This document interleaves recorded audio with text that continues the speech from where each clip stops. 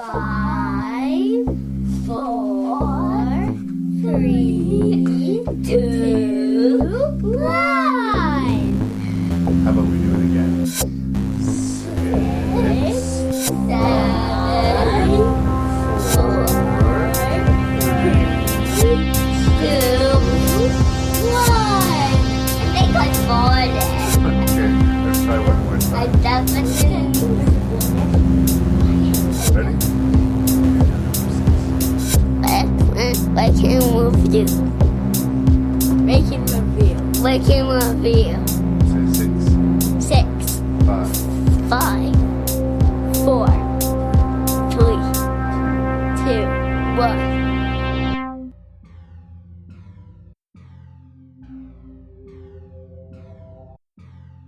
Hello and welcome to the 146th episode of Ranknreview. This week's guest is returning Jason Dubray, and he and me, your host and random Canadian Larry Parsons, are going to talk about 6 WTF DMC. That's What the F Movies Director Masterclass.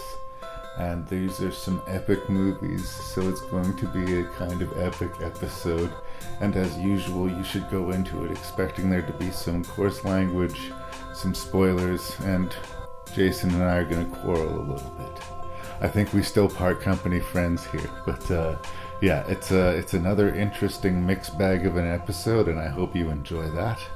And if you have any feedback to give me, you can do that by writing me at ranknreview@gmail.com. That's ranknreview@gmail.com. Please check out the website at ranknreview.ca.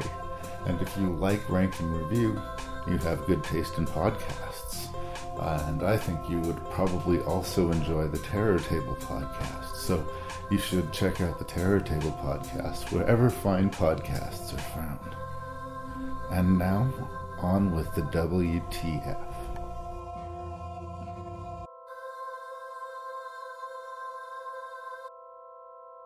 All right, welcome once again, Mr. Jason Dubray, to Rank and Review. Always controversial, Jason Dubray.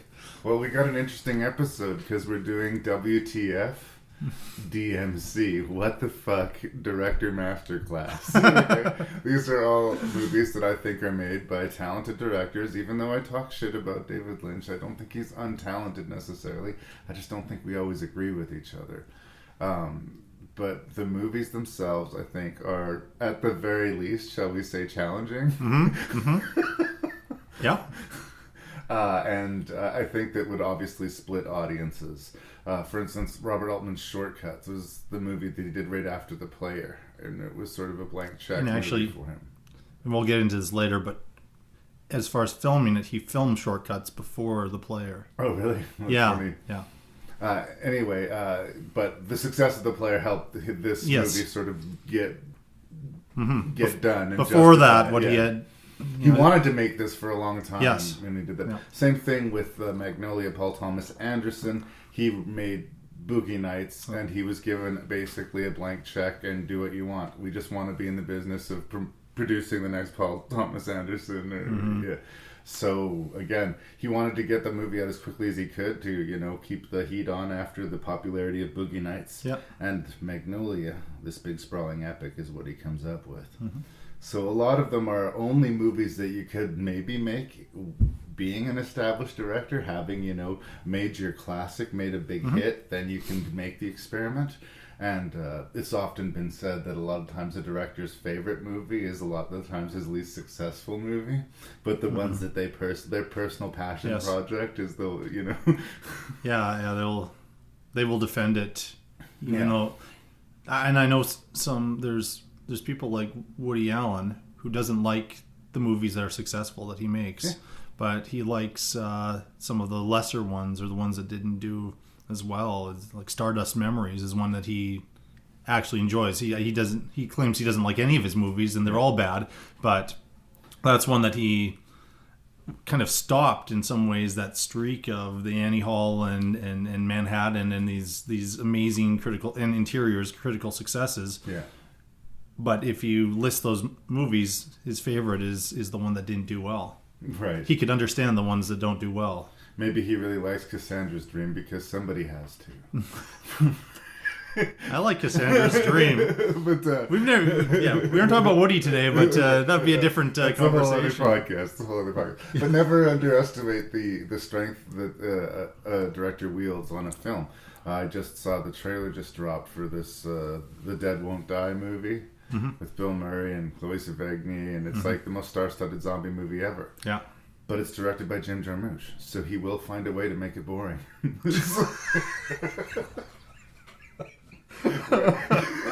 that unfair? I apologize. It doesn't necessarily mean bad. It just means he'll find a way to make it boring.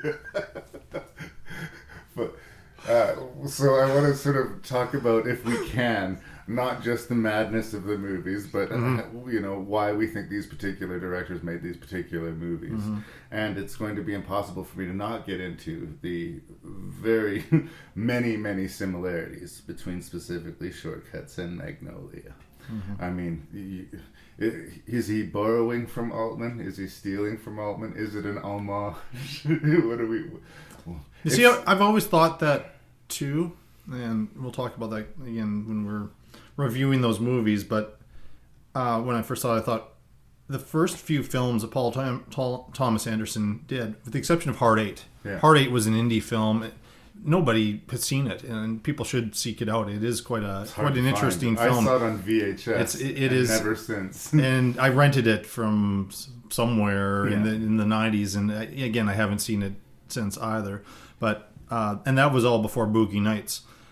I kind of agree with you to a point with this. I think Boogie Nights was heavily influenced by Scorsese. Goodfellas. And for sure. I think not just Goodfellas, but Scorsese's style, and he used it in some other movies too. And I thought of Shortcuts a lot the first time I saw Magnolia. This time, again, I had it in my head, okay, we're going to be talking about them being very, very similar. And I just saw enormous differences in some aspects of the approach. I think some of the Scorsese juice is still in Magnolia, and the way he's shooting things is a way that Robert Altman never would have. So as the directorial approaches are different, the screenplays might have some similarities. There's some similar actors that we'll talk about in both films. But I think how it's handled and what's done towards the end is different, even though there is something that is kind of similar, could represent the same idea, but it's handled in a totally different way because I describe describe Magnolia as Shortcuts on crack. But again, we can save that discussion for the reviews. Yeah. That doesn't necessarily mean it's a bad movie, by the way. I mean, I have a lot of really good things to say about Magnolia. So, some movies which are on crack are terrific. Yeah. Some are not. But I do think that they qualify all of them as kind of WTF movies. Like even the milder ones, like Arthur Penn, the director of Bonnie and Clyde, doing this really bizarre Penn and Teller movie. Yeah. I have a theory on that one. Yeah. Calling in a favor or something like that? No, I just feel like his career was dying off. Right. He was just trying to get some work. I mean, it was what, 20 years after Bonnie and Clyde. Yeah. And there are not a lot of directors that can have a 50-year career. Some people are. Clint Eastwood and people like that are very fortunate to have that. I don't think he was one of those guys. He was a guy in the late 60s and into the 70s. By the late 80s, and the type of movies that came out in the 80s were very different from late 60s and throughout the 70s. Yeah. I think he was just happy to get some work, and that's why he chose that. I'm not sure this was his dream project. I could be wrong. I don't know the man, but well, he was on the cutting edge of cinema for a while there, and he was making pretty interesting and irreverent pieces. But you're right. Like the last few things he did were HBO movies made for television. So, but Scorsese, I don't know if he would have had as much of a mainstream career if Bonnie and Clyde had not been released, some years just before he came out of NYU Film School. Yeah. A very influential and important director. As far as bringing realism to the crime drama, Bonnie and Clyde is just like incredibly important and influential, undeniably. But again, so that's basically the whole thing that we're going to be echoing throughout this entire podcast. Really interesting directors doing really bizarre movies. And the only other one we didn't mention was Cameron Crowe, Vanilla Sky. Vanilla Sky, and that was right after Almost Famous, which you might disagree with me, but I think that's Cameron Crowe's best film. Easily. Comfortably. And so... by a large margin. And so then he also was kind of had that blank check type of a thing, I think, right after. Yeah. And it wasn't much time. Was it the next year? It might have been the next year it came out. And so it's, again, we could talk about it with on a movie-for-movie basis, but maybe that blank check, depending on the person, depending on the time, is a double-edged sword. Yeah. You know, I'm going to run into this, so I will we'll just get it right up in front. You know, I'm a story guy, right? And a lot of these movies are about breaking down the narrative structure, right? I have inroads. I mean, Raymond Carver. There's 9 Raymond Carver short stories in a poem inserted into Shortcuts, among a bunch of other just created scenes. So I can make a literary meal out of that if I choose to. But as far as me, I'm going to try and let go of me, you know, for the sake of this episode, so we're not having the same argument over and over again. Part of the WTF episode is that we're letting go of story structure this episode, because otherwise I'm just going to spend the entire time banging the same drum, and I don't want to do that. But yes, on some level, I find that frustrating with a lot, if not most, of these films. But it'll go without saying, I guess, for moving forward. Yet I almost feel like I say 3 of these movies are. I'll say okay. I'll narrow it down to 2. I 2 for sure. I would say are writers' films, even though they do. Have ensemble casts and overlapping stories and that kind of thing. And I don't know if what you mean by that. I know what you mean as far as Lynch goes. Yeah, I totally understand what you're talking about. But I think there are stories in a couple of these, and but it's not focusing on one sort of clean narrative. It's several narratives that happen to come together and deal with overlapping themes. And I've never seen a problem with that. So. Right. So I don't know if that'll be a frustration for you. For instance, with Magnolia and Shortcuts, it's a lot about what we don't see in the in-between. We keep on catching up with characters, so we have to fill in the blanks ourselves. Typically, movies don't ask us to do that much work. Usually, I like a movie that'll engage me, but especially in Shortcuts, they're juggling 22 characters.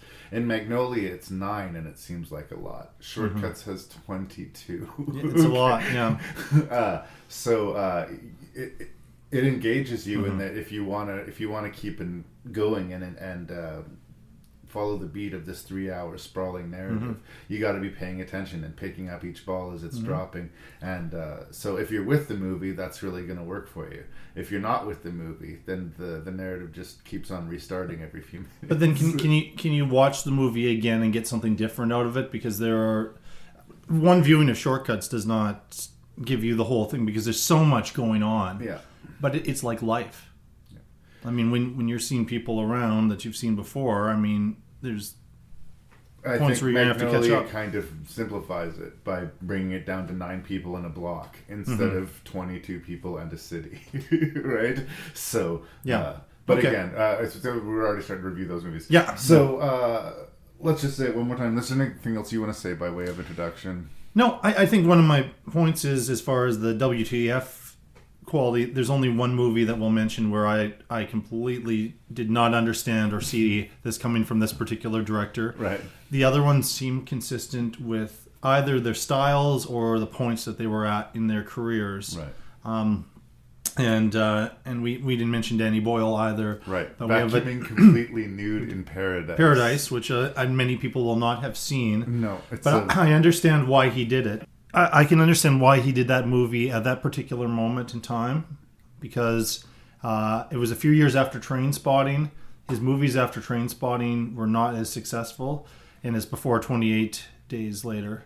and which then led to Slumdog Millionaire and all of the stuff that he does now. So no, he did actually 2 movies for the BBC. As far as I know, the other one's never been made available on this side of the ocean. Both of them 75 minutes long. Both of them experimentally shot with the digital videos. Yeah. In a lot of ways, I think this was all practice gearing up for 28 days later. Yeah. But we can talk about that when we get it.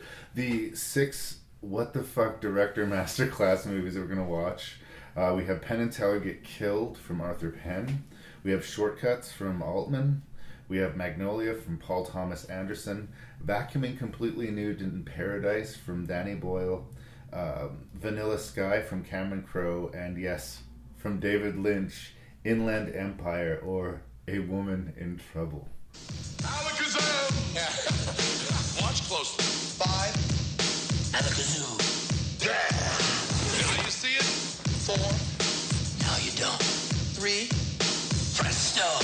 Magic is fake. 2. Voila!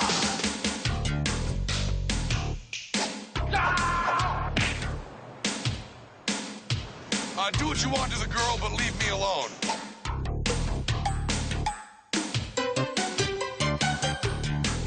I've always been a sucker for classy Eurotrash and sunglasses.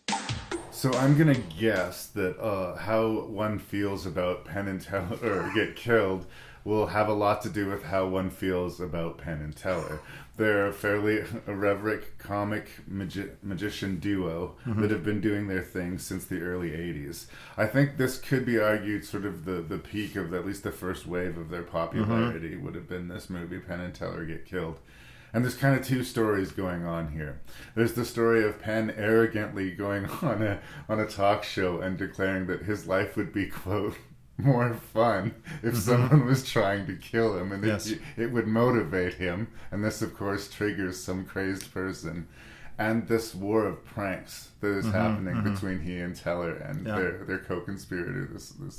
That's the movie right there. That's essentially the 2 plots that we're bouncing back and forth. And they're going to be playing with your expectations. Is this a prank? Is it not? They trick you enough times that then they start wearing away your trust. But when and if you can take the movie seriously is kind of the joke of the movie.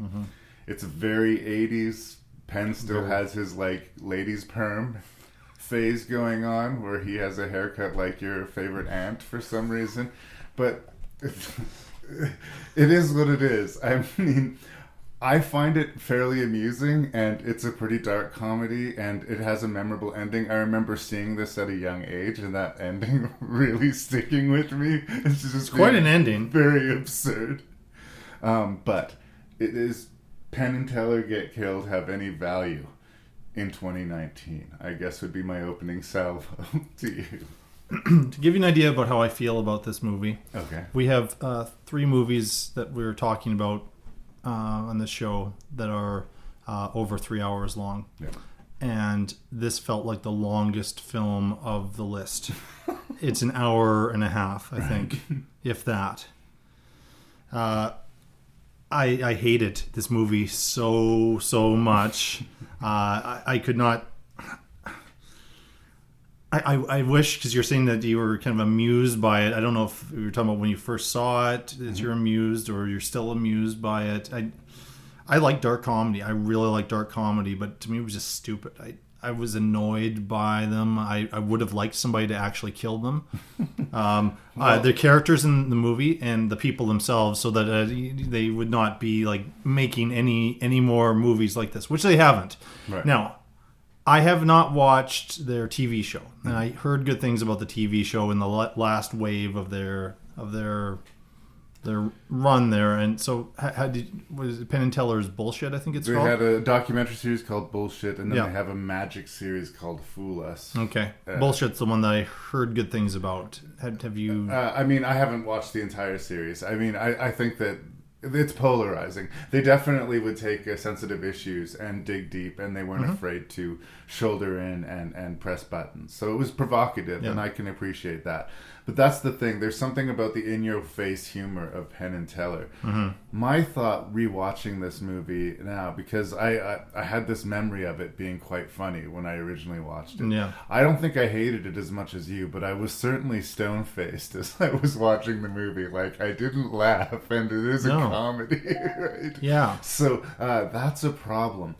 It feels like a lost artifact. It feels like this movie exists for that time when they were having their first peak in popularity.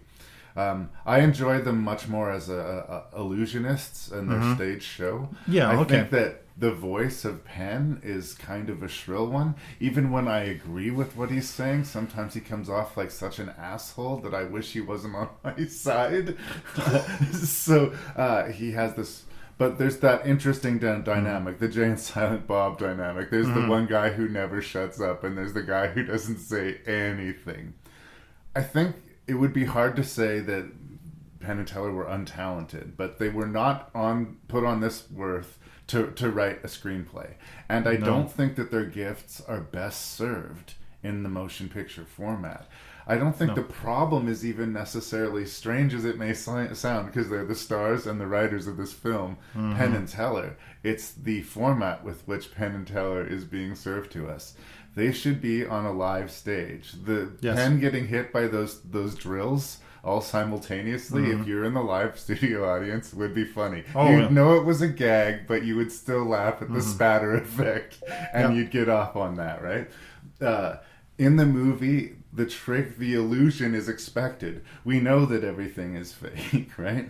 So what I end up getting off more on is not the actual tricks themselves, but the narrative storytelling of, is this a trick that they're playing on one another? Or is this the real deal? That's the only real tension that does sometimes work, or does sometimes pay off comedically. Well, the only reason it exists, that they exhaust those tricks, and you said after a while, if you're into it, then you're going to be like, oh, what's happening next? Will this be a trick? Is this really happening? If you get to the second one and you are just so bored by the idea, then the next 9 are not going to be interesting. But the reason it exists is to fool the audience into thinking that, well, maybe there actually isn't some sort of a psycho that is coming after them. Someone's going to take off a mask, and this was all an illusion. This was all, and you know, and they flirt with that idea, but then, you know, we do have that other, I don't know if a payoff is the right word. I would say that in more talented people's hands, the end of the movie could be absolutely brilliant, but it feels like such a... It feels too light to be dark comedy, yet it's dealing with suicide. Yeah. You have a whole series of people, and I guess I'm ruining the end of the movie, but I mean, we have the spoilers. But one person after another kills themselves, and it Teller just is a cycle. Kills Penn. Yeah. And when he realizes it was a joke, kills himself. Yes. Their female companion, upon finding them to death, realizes it has gone too far, kills herself. We don't actually see any evidence of her body she splattered. jumps out the window. She jumps out the window, but would she not have like splattered onto the ground? The next shot is of, I think, the police officers showing up. I could have the order wrong. Right. And they don't seem to be aware that a woman has just thrown herself to her death outside. The faux assassin, upon seeing everyone else dead, is like, well, they're going to blame this on me. And then it just goes on and on. There's one person after another, and we just hear all these gunshots. And again, for some reason, in 1989, I thought that was fucking hilarious. And I was bemused. It is very 80s. I was bemused by it this time. But I didn't find it fucking hilarious. There's just weird moments. I like the scene, the first prank that Teller plays on Penn, where he's sliding the marbles to the gate at the security center at the airport. Every time Penn goes through, Teller finds a way to set You like off that? I like how furious Penn was being made by it, and how like sneaky Teller was. Like that initial setup of it, I thought that was fairly amusing. And I also thought it was amusing when they went to the really dark phase where they were all boarded up in an apartment for a while, and everything got black and white, and he was chain smoking and playing a saxophone for no reason. There was some like just pure absurdity, like, but in a very specific 1989 kind of delivery. It felt a little bit like, in my criticism of a lot of Saturday Night Live movies, they've improved over the years, but they would take something which was great as a 5-minute sketch and try to stretch it into an hour and a half movie. And what I think was happening here is some of these maybe as a 5-minute sketch would have worked really well in a variety show, but they were stringing them together, and it was a whole bunch of sketches that were, sort of follow the plot you're talking about. But like for somebody who's committed to story, I just felt like, why are we spending so much time here? I've been told, and maybe they're trying to break that a little bit, but like comedies in 3s, not 7s or 20s or that, it just goes on and on, but there's no real payoff to a lot of these jokes. So I get why you'd like the airport section. I thought that was early enough in the film where I was still holding out some hope. That, I was like, oh, okay, that's kind of interesting, but where was the payoff?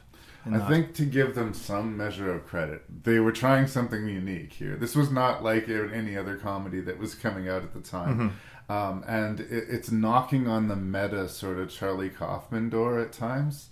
I think that Penn and Teller, part of what might be the problem with putting them in a fiction landscape of film is that they don't like to pretend that they have mystical powers. Okay, they're very much, we live in the real world. Yeah, there's no magic, there's no God. We're going to trick you, and we're going to trick you well, but we're going to let you know that we're tricking you. That doesn't typically work in film. Film is about tricking the audience. It's all artifice. It is, and they don't live well in that world. That's why I say the live stage atmosphere is kind of where they belong. And I suppose you could film one of their magic shows, but I guarantee you, much like filming a play, it's just not going to be the same. It doesn't feel the same as being there. So I appreciate what they're trying to do, and I don't hate Penn and Teller. Sometimes Penn drives me crazy, but I do think... But he's supposed to. That's a character, that's the image. They're supposed to have that balance. Yeah. For sure. And so I get that. I mean, I would rather see Jay and Silent Bob. Right. I would rather see a Charlie Kaufman movie.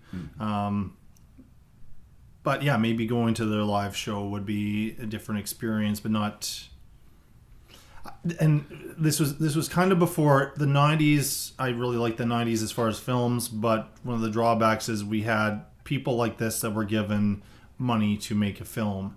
And this is a much better film than, say, Spice World, right, where the Spice Girls as pop stars were given this but again, movie. That's actually a fair correlative, I think, because you're giving somebody a movie who has no business having a movie, like from Justin to Kelly or something about that. What was that Yahoo Serious guy, that Australian stand-up comedian or whatever? Here, have a movie. Yes. I don't know what to do with the movie, right? So they're just putting a bunch of stuff together, and what I'm feeling from you is that it's hateful. Completely ignore it and miss it. What I'm feeling for me is that it's really weird, and it's not as funny as I thought it was, but it remains really weird. See, I love weird though. That's the thing. That's why I can't reconcile sometimes when we have movies like this, and I appreciate that you're kind of picking out the good things in there to promote, because it's not a movie that gets a lot of promotion. Not a lot of people have seen it, so some people could listen to this and just find something completely different to watch other than the same old plot that you would normally get. So I appreciate the independent nature of this, and I really like filmmakers that take a risk, but I think we're going to be talking about a movie in here that not a lot of people know about later on, which is way, way, way more worth it than this is. Yeah. And again, like, this might be the freaked of this list in a little ways, in that, like, I'm working defense for it, but I have much more of an affection towards Freaked than I do for this. Like, I'd rather watch Freaked. I was hard on Freaked, but my memory of Freaked was closer to living up to my the experience of it than this was. But I still can't completely throw it away. Well, I mean, like in the 80s, I'd have sleepovers and watch Garbage Pail Kids, and we'd laugh and laugh and laugh. But it's just terrible. I mean, don't relive that experience. Yes, no, exactly. No. A little more butter, please. Coming up. I Came home, I told Earl her whole life could change. Earl tells me to go on a diet. I'll find a way to keep. This house is half mine, you know. Is that a joke? Lady, I work 16 hours a day to make ends meet. Yeah. I bake all night and work all day. I thought you made phone calls at night. I said, Ola, if I have one more beer, I'm going to have to take a nap. And she says, I wondered what it would take to get you into bed. Do you think he's attractive? Who? He kissed you, didn't he? I want to know the truth. We're just talking, right? Yes, Marion, we're just talking. How long are you going to do that? Do you know what time it is? Okay, first of all, a very shameful confession for a film aficionado, okay? I have never seen Robert Altman's The Long Goodbye, and I've never seen Nashville. I haven't seen two of his, like, most, quote, important works. But not to spoil the brew too early, of the Robert Altman movies that I have seen, I think Shortcuts is my personal favorite. I really, really, really like it. And again, considering all of my, narrative, being a little bit anal about storytelling and through line and, discipline structure, this kind of explodes that. I can be taken in by something that is a little bit out of the box. I am not stuck up about art house cinema, is what I'm trying to say, okay? Shortcut stars Andy McDowell, Bruce Dern, Julianne Moore, Matthew Modine, Ann Archer, Fred Ward, Jennifer Jason Leigh, Chris Penn, Lily Taylor, Robert Downey Jr., Madeline Stowe, Tim Robbins, Lily Tomlin, Tom Waits, Frances McDormand, Peter Gallagher, Annie Ross, Laurie Singer, Jack Lemmon, Lyle Lovett, Buck Henry, and most importantly, Huey Lewis. As well, you get some appearances by Alex Trebek and a bunch of other folks, But those 22 names are 22 named characters culled from 9 Raymond Carver short stories and 1 poem that are going to be intersecting each other all over Los Angeles. A lot of purists to Raymond Carver didn't like that they kind of upgraded the settings. Usually this was sort of middle America, sort of slummy stories, and he's moved them all to LA. Kind of middle class. And largely he's upgraded their lifestyles. They've made them wealthier and better off than usually they're in the stories. I don't think it hurts the stories at all. No. I really don't. It's a tough sell of a movie because of all of that and because of the note they're trying to ring, this weird Chekhovian thing, this sort of almost amusing helplessness that you feel about life. When you see something that you can relate to so much that it kind of hurts and warms you simultaneously, it's a really tricky note to ring. And he hits it repeatedly and often throughout this 3-hour epic tapestry. So, yes, out of the gate, I am a huge fan of Shortcuts. Have always been a huge fan of Shortcuts. From the first time I saw it at the late lamented Place Riel, I remember stumbling out of the theater, trying to make sense of it. I think that's the only theater it played in, too. Was it? I don't think it played anywhere else in Saskatoon. That's certainly where I saw it anyway. I saw the coming attraction at Place Riel, and I know it played there, but then it seemed like it was there and gone very fast, as a lot of actually really good movies in Saskatoon do. Blink and seem you to miss disappear. Blink and you miss it. So I have seen the 2 Altman movies that you've mentioned, but it took so long to find Nashville. Right. I had a lot of trouble finding Nashville, and Nashville was worth the wait. It is so good, and my struggle is trying to pick my favorite Robert Altman movie, and I think it's between Shortcuts and Nashville. Maybe Nashville just a little bit more. And talk about weird. I mean, We were talking about weird a moment ago. Yeah. Nashville's weird. Okay. Shortcuts is also weird. I would also throw in Gosford Park in there. And I love Cookie's Fortune. Cookie's Fortune is an underrated. I love that movie. And MASH and McCabe and Mrs. Miller. I mean, so we're fans of Altman, obviously. Yeah. The player I'm not even mentioning here, Right. and the player is great. What was funny is just from looking at supplementary material on Shortcuts in the player, and I don't remember which one where I got this information from. The player, which was like such an edgy satire, and all of Hollywood got behind it, and there were so many appearances by these Hollywood stars, and Altman's back with the player. He dismissed it as a really simple story, and it was almost like he was hired on. It was a job he was hired on to do. Yeah. Versus Shortcuts, and the reason Tim Robbins got the lead in the player was because they'd already shot his part of Shortcuts. Right. So and I don't know if what happened there as far as the release, or if there was still more of Shortcuts he needed to finish off, and why it was a year later. But it was a good 2 years project all the way around. Yeah. Enormous. Yet trying to like balance all of those like top-notch movie actors that were in the player, basically ripping Hollywood apart, was I'm sure a lot of work too. I really like Robert Altman's style, as I understand it. To me, it feels like even when it's extraordinary what's happening in his stories, it is hyper-realism. And the way he would film it is he'd have all of these people together, and he has all these mics all over the place, all these cameras, and he shoots the scene, and he shoots the scene about 3 times. In a master. Yeah. And then puts it together, and he lets his actors improvise. They kind of know where they have to go with this, but he lets them improvise a lot, and he picks out the best bits in editing and puts it together. And so that's I really like that style. It would not be for everyone. So anytime he would win an award, and I think it's a sin that he didn't win an Academy Award for Best Director for something along the way. He said, I don't actually know what a director does.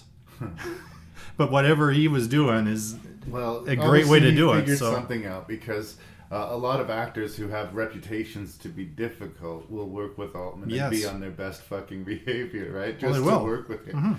Mm-hmm. So he brings a cast. Well, let's talk about some of the... I think that probably the most through-line narrative, or at least the one that has the most tangent connections directly, has to do with the family of Andy McDowell and what's his name? Is Bruce Dern? Not Bruce Dern. Altman. Or not Altman. Bruce Davison. Pardon me. Yeah.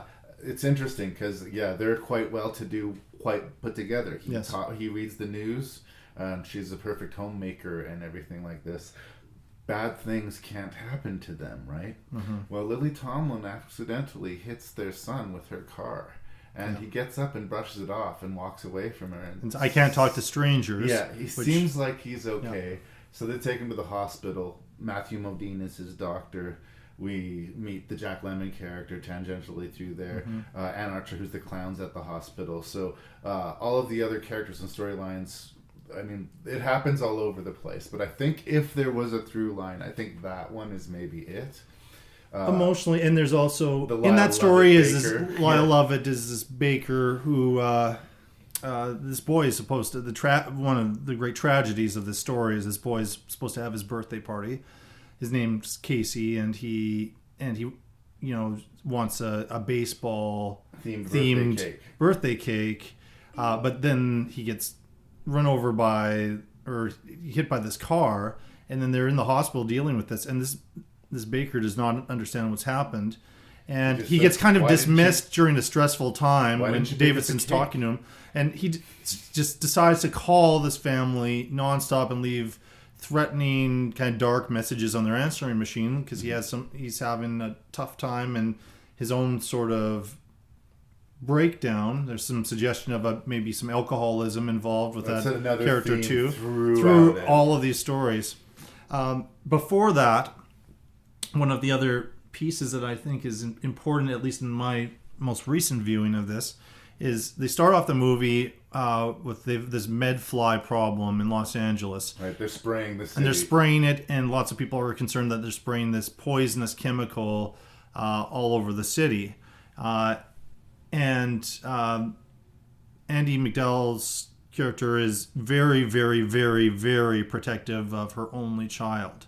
And there's a lot of, watch out for this, and almost instilling fear in this boy. And you see before anything happens that he is just white as a sheet, and he looks like he spends all his time indoors, safe. And so he's not being walked to school by his mom. So when he goes outside, he's already heard this idea that the air is kind of poison. There might be poison in their swimming pool, that kind of thing. So he's rushing to get to school as fast as he possibly can, and he's running, not looking, and that's how he gets hit by the car. And so there's a little bit of a comment in there about how, the smothering and the overprotective parent, but in contrast to some of the other stories we might talk about, where there's very dysfunctional parenting happening among several different generations, and the Jack Lemmon character, who only appears in this story, and if you can get Jack Lemmon, may God rest his soul, into your movie, get Jack Lemmon. I don't care what he's doing. He makes everything interesting. But he pretty much 9.5 minute steady cam shot of Jack Lemmon's face delivering a monologue. Yeah, it's so interesting. In the middle of a 3-hour movie, he could tell a story about anything, and this is not kind of it's not the darkest character that Jack Lemmon played, but it's not the nicest it's not guy the darkest either. Until he leaves. Then it's kind of one of the But that's exactly what he did, because he abandoned his family in a very similar way, so he can't take any sort of difficult situation. That whole speech was him getting something off of his chest for him. Yeah. In the middle of this crisis for his son, who has kind of overcome his childhood here and this situation, rather nasty situation, where his Bruce Davison's mother caught Jack Lemmon with her sister. And this entire story is him trying to justify what happened years and years later. He's finally having the conversation that he probably should have had then. and he shows up with to show this kind of bar trick, this what he thinks is a magic trick to try to connect with his grandson, but to show it to his grandson, who is never awake for the entire time that Lemmon's there. And who consistently gets the name wrong as he's talking about it. But we know these people, like that Lemmon character. I know him because to that there's another family where they have this situation where their kid has been shot, and he talks and shows concern for those people all throughout. They walk away saying what a fabulous guy this guy is, but when it comes to his own family, he can't show any sort of intimacy, any sort of love, and that's generally speaking. Though I think that they handle the characters gently, with the exception of maybe the Tim Robbins character. We're not allowed to dismiss anyone as just outright awful. I think that Tim Robbins is just an asshole. But the irony is that he comes around, and he does actually sort of, we don't know what happens afterwards, but he does turn into more the guy that he's supposed to be. He corrects the situation. And it's because Madeline Stowe is so, and whatever happened to Madeline Stowe, she was such a terrific presence in a movie. And I paid a lot of attention to what she was doing this time. You see, this movie you have to watch several times over. Most people won't watch a 3-hour movie once, but you need to watch this so many times because the performances are so good. Every time I zero in on somebody that I didn't zero in on before. Madeline Stowe knows her husband really well. Knows that he's cheating on her. Knows he's going to go get it out of his system. He's going to be rejected by whoever this is. He'll come back, and she finds a way to subtly try to seduce him again, And it has to do with telling the story, which then overlaps into another But one again, where another movie would judge that character for wanting to be with this asshole, but this movie doesn't, right? No. She's just trying to keep it together. Yeah. Right? For her kids, and the bigger concern, more than him cheating, is like she kind of wants to catch him and, catch him in his lies, but she also laughs because his lies are so bad and so stupid. He's pretending like he's some sort of undercover drug officer trying to deal with the crack situation in LA. He's a traffic cop who pulls over women to try to get their phone numbers and that kind of thing. And she just laughs at it. Well, not in his face, but just laughs at like what a ridiculous liar he was. Again, the idea of being able to like characters and sort of not like. I love like Lily Tomlin, as an actress and as a person. I've never met her, but like if I did, my instinct would be to hug her. Yes, I think she probably.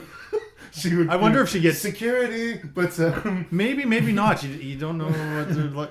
But I love her. Yeah. But her character is kind of problematic. Like she is.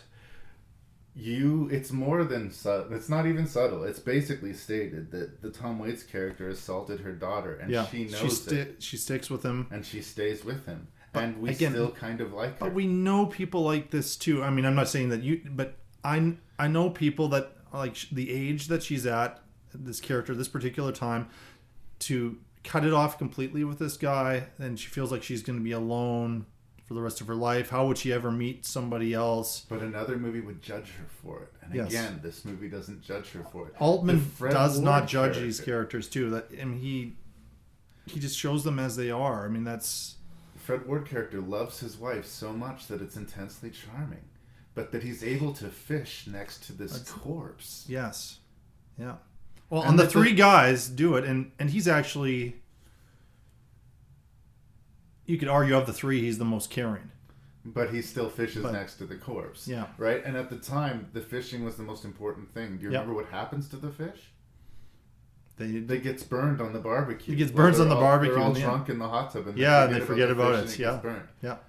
They didn't want to ruin the fishing trip, right? And it was all for naught. Mm-hmm. And again, that's another connection that you would make the second or third time through. I'd missed this time I watched it, or I'd forgotten that when he retrieves Susie, the dog, Tim Robbins ditches the family dog and then rescues it, repairing the situation he created. Yeah. It's Huey Lewis's kids. Yeah, we see him again. Yeah, I missed that, I think, before, but that was Huey Lewis. Just another little connection that didn't need to be there. But that's where the working class nature of these characters, and maybe they have been, and I'd have to reread the stories to see how much he raised their profile or their socioeconomic situation. But he's a guy who's drinking beer out in the open on the porch or whatever, and he loves his fishing trip, and that's the number one thing, is his chance to get out with the guys and get away from... For him, that's his entire vacation. His life and all of that, right? Yeah. And so that resonates, and like they're going to ruin it by having the situation to deal with right at the beginning, and that's the guy's weekend. It's gone. Yeah. Right. There's a lot. Everything feels very authentic about this. One of the things I like about Altman is maybe not as much as Lynch. When we talk about Lynch later on, is you still have to think with his films, and you have to reconcile some question marks. I think there are question marks at the end of The Player still about like what completely happened. One of the interesting ones I always focus in on and try to get my head around is the Chris Penn, another guy who died way too young. But Chris Penn's character, he's married to Jennifer Jason Leigh. She's a phone sex worker. Yeah, and yet their marriage is at a point where they aren't really having sex, and he kind of wants that side, that kind of very sexualized side to her to come out in their marriage, but it's not. And they're also hard up for money because they go to a jazz club with Robert Downey Jr. and Lily Taylor, and there's this man who offers money to Jennifer Jason Leigh for a blowjob. Right. And Chris Penn kind of comes in at this one point and like, what's going on with this or whatever. And like, to me, like like the kicker is like we could have really used that money. She says we could have really used that money in there.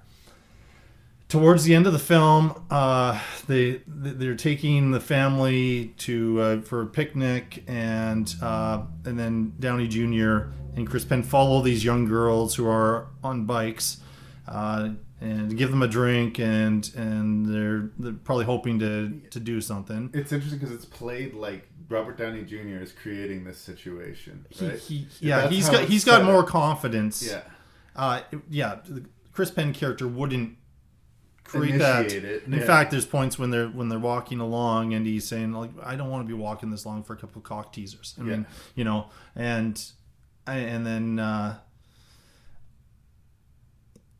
and then when he finally gets whatever confidence to make this move, he is way too aggressive with this woman, and then she starts to scream, and he pretty much murders her.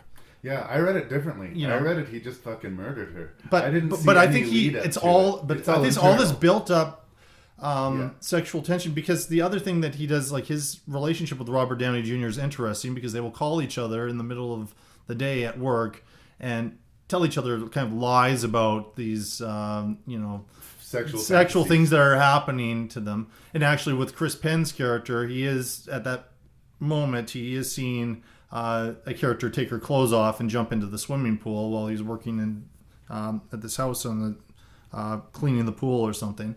But he's not talking about that as much. It's Downey Jr. that's getting into all of this detail.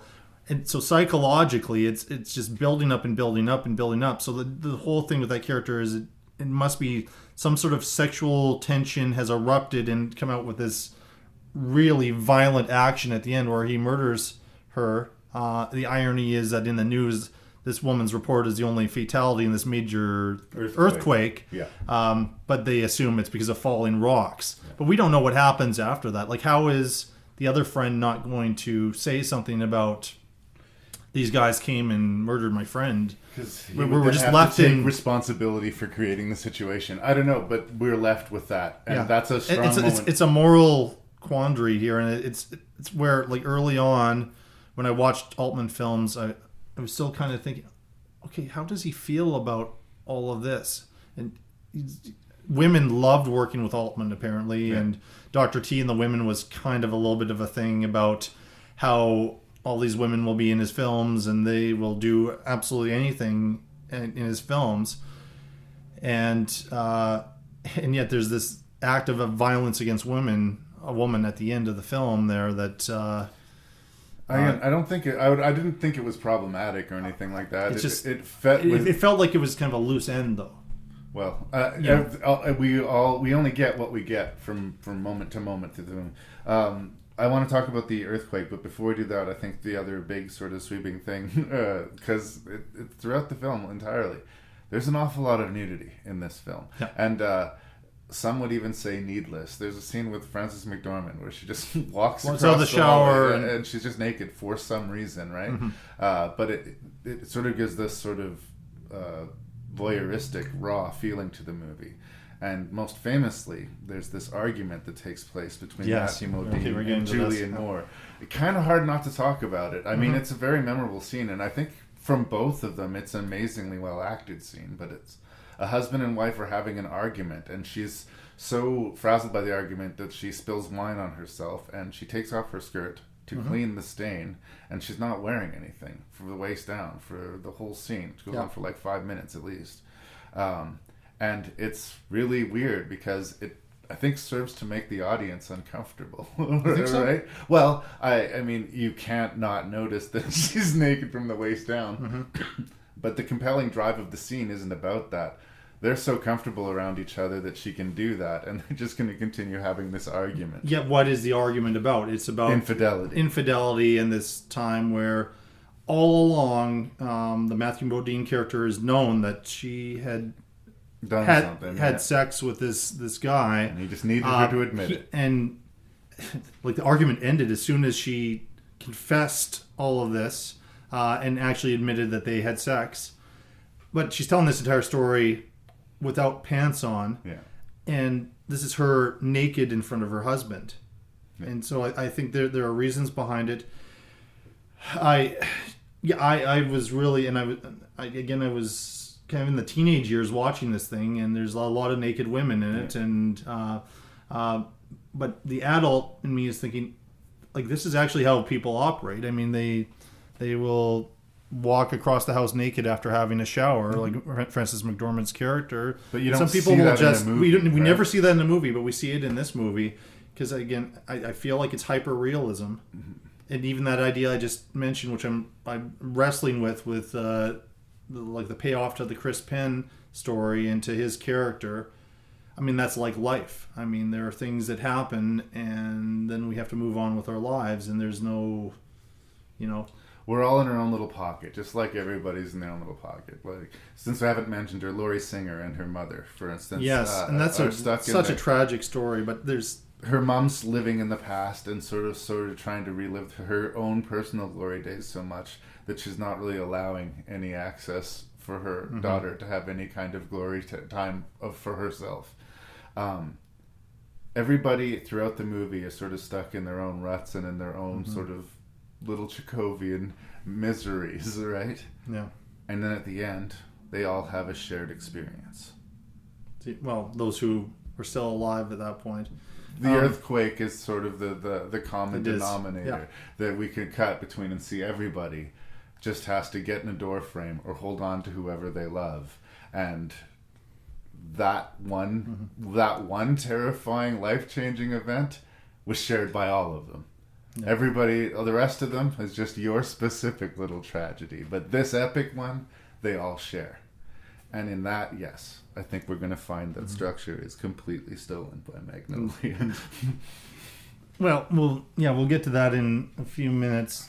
And I could probably talk about this thing forever. Yeah. But I also want to get back to the Laurie Singer story and Annie Ross. And Annie Ross, provides the music throughout, and that she's...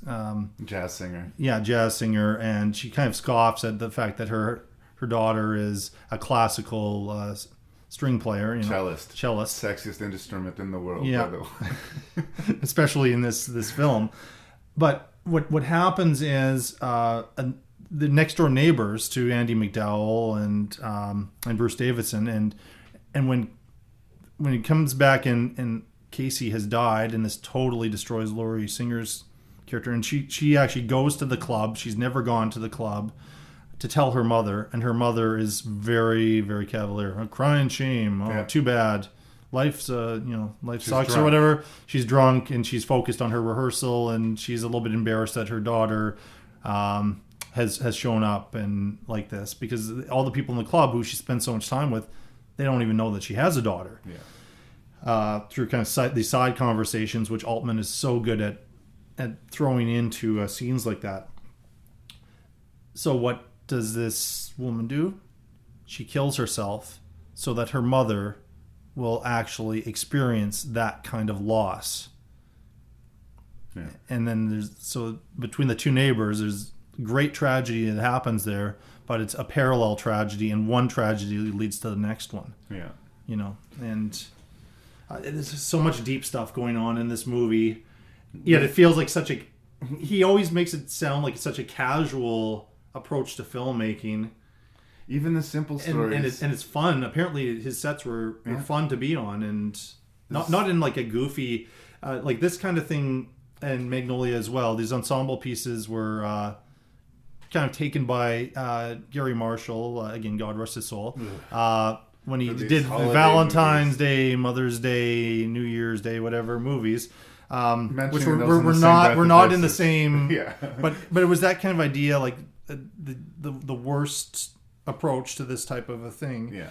And I think Gary Marshall's sets, as I understand, were a lot of fun, and he had lots of friends and family members he would put in the movies. Awesome. And he had some A-listers that would come and show up, and who always liked working with him because it was very relaxed.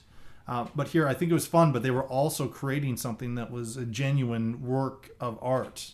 And there were no small part. Even the simplest story, the Peter Gallagher story, he comes back from his military mission, whatever it is. He's trying to make good with his ex-wife, and he realizes not only is he not going to make good with his ex-wife, but she fucking despises him. Oh, right? yeah. Like, so he's spraying the med flies. That's Yeah. what he's doing. Yeah. Yeah, that's right. And he just is enacting a petty piece of revenge. He knows that she's going out for the weekend, so he spends the days sawing every item of her house. Yeah. That's it. And I still kind of like him. Oh, I love that. And then in the middle of this, a vacuum salesman shows up and shampoos the carpet. Yep. And in the original stories, that vacuum salesman was a very major character. Yeah. Now, if you're watching at the very beginning of the film, there's a scene in the diner where Lily Tomlin's working, and she serves the vacuum cleaner. She shows up thinking that like Tom Waits, who is not happy with the fishermen are kind of sexually harassing. They are sexually harassing Lily Tomlin, and he can't take it because I think he's gonna lose it. Or who knows if he stays much longer? So he runs off. The vacuum salesman sits down in that spot, and then suddenly he's there. Yeah. But if you're not paying attention, you're just like, some extra walked on. That is something you'll pick up on the third or fifth time. Yeah, and we're touching on a half an hour. Yeah, so I think I know. Really This is wrap this up. For a 3-hour movie. It's see Shortcuts. I didn't even talk about. But you probably got the sense I really, really love this movie. Right. And you really love this movie, too. It's fabulous. Yeah. And there's more to be said, but just watch the movie. Watch it. Now, what I'm going to do is I'm going to read a line to you from an opera. I want you to give me that line back in the language in which the opera was originally written. And for a bonus $250, you can sing it. I'm Stanley Spector. There is the story of a boy genius. Willa Cather, Thomas Kidd, Jean-Baptiste Clairmoyer. And the game show host. I'm Jimmy Gator. Live from Burbank, California. First question for 25. This French playwright and actor joined the Béjart troupe of actors. And the ex-boy genius. I'm Quiska Dunny Smith. I used to be smart, now I'm just stupid. There is the story of the dying man. I'm Earl Partridge. I have a son, you know. You do? Find him. I'm Frank T.J. Mackey. His lost son. What did he say? Because I am not going to take care of him. What does he want? And the dying man's wife. I'm Linda Partridge. I took care of him through this, Alan. What now, then? Me and him. Did you understand? There's no one else. No one else. The caretaker. Hello. I'm Phil Parma. See, this is the scene of the movie where you helped me out. And there's the story of a mother. I'm Rose Gator. You come home soon after the show. I love you. Love you too. And the daughter. I'm Claudia Wilson Gator. Now that I've met you, would you object to never seeing me again? And the police officer in love. I'm Officer Jim Curring. My life is very stressful, and I'd hope to have a relationship that is very calm. All right, Paul Thomas Anderson, Magnolia. A lot of interesting things to be said about this. He's young and hungry. He's still in his 20s. He's making these movies. He's already got Hard Eight, and he's already got Boogie Nights behind him. Now, like I said, you see a Scorsese influence in Boogie Nights. The reason I say Goodfellas is that means structurally, it is Goodfellas. Complete with the centerpiece, one long take halfway through the movie. Complete with the almost half an hour downward spiral sequence that seems adjacent from the rest of the movie in the third act. Like, you can almost lay those movies next to each other and say, I mean, one's about porn, one's about, crime. Both are a business. Both are a business. And have their rules and both have casualties. Yeah. But, I'm not going to take anything away from Boogie Nights because I do think it's an entertaining movie. I just think that he took a fucking lot from Goodfellas. And similarly, but I think Boogie Nights is a way better movie. I feel similarly about Magnolia in that there's a lot of interesting stuff here, but he nakedly stole from Robert Altman and Shortcuts, I think. And the flaws that I see here that I don't see in Shortcuts is that there are pieces of the mosaic that I could do without. There's no character, and as many of the 22 characters as we were trying to cover as much as we could in our review. At half an hour, we barely skimmed it. Honestly, like, even if you took Jack Lemmon out of that movie, I would miss it. Like, comparatively, he's very small in the movie, but I would miss it. There's stuff in this movie that I could really do without, to be quite honest. But you can't deny the ambition of the movie. You certainly can't deny the energy of the movie. And whereas Shortcuts was dealing with subtlety and sort of Chekhovian ennui, this is aggressive, nihilistic, sort of like in-your-face melodrama. So it's much more shrill and aggressive than Shortcuts, and that in a way makes it a more of a spectacle, I guess, arguably, than Shortcuts. But it is so nowhere near as deep as Shortcuts. In fact, at times, I could say it approaches on shallow. But it's a worthy watch. It's another very, very strong entry in Paul Thomas Anderson's career. But it does not kiss the feet of Shortcuts. Okay. That's my opening salvo on Magnolia. And you look like you're mad. No, I'm not mad. I pretty much expected this. Because we talked before, and even when selecting this, I kind of knew the ones that we might be in different places on. I think the place I'll start with, where I don't fault Paul Thomas Anderson for doing what he did with Boogie Nights and with Magnolia, and a little bit with Punch Drunk Love, which I don't know if you were thinking. That's his Wes Anderson movie. And I feel that was his David Lynch film. Okay. So that's, they say until you kind of develop your own style, you should imitate your heroes.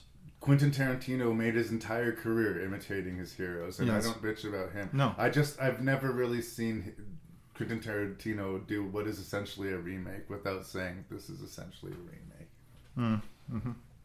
Well, I don't think it's a remake. I mean, there's so many circumstances here that are different, and just the socioeconomic place of these characters is way, way, way different. With perhaps the exception of John C. Reilly's character, who's Tom Cruise has money. I mean, his character has money, but has a lot of other stuff going on.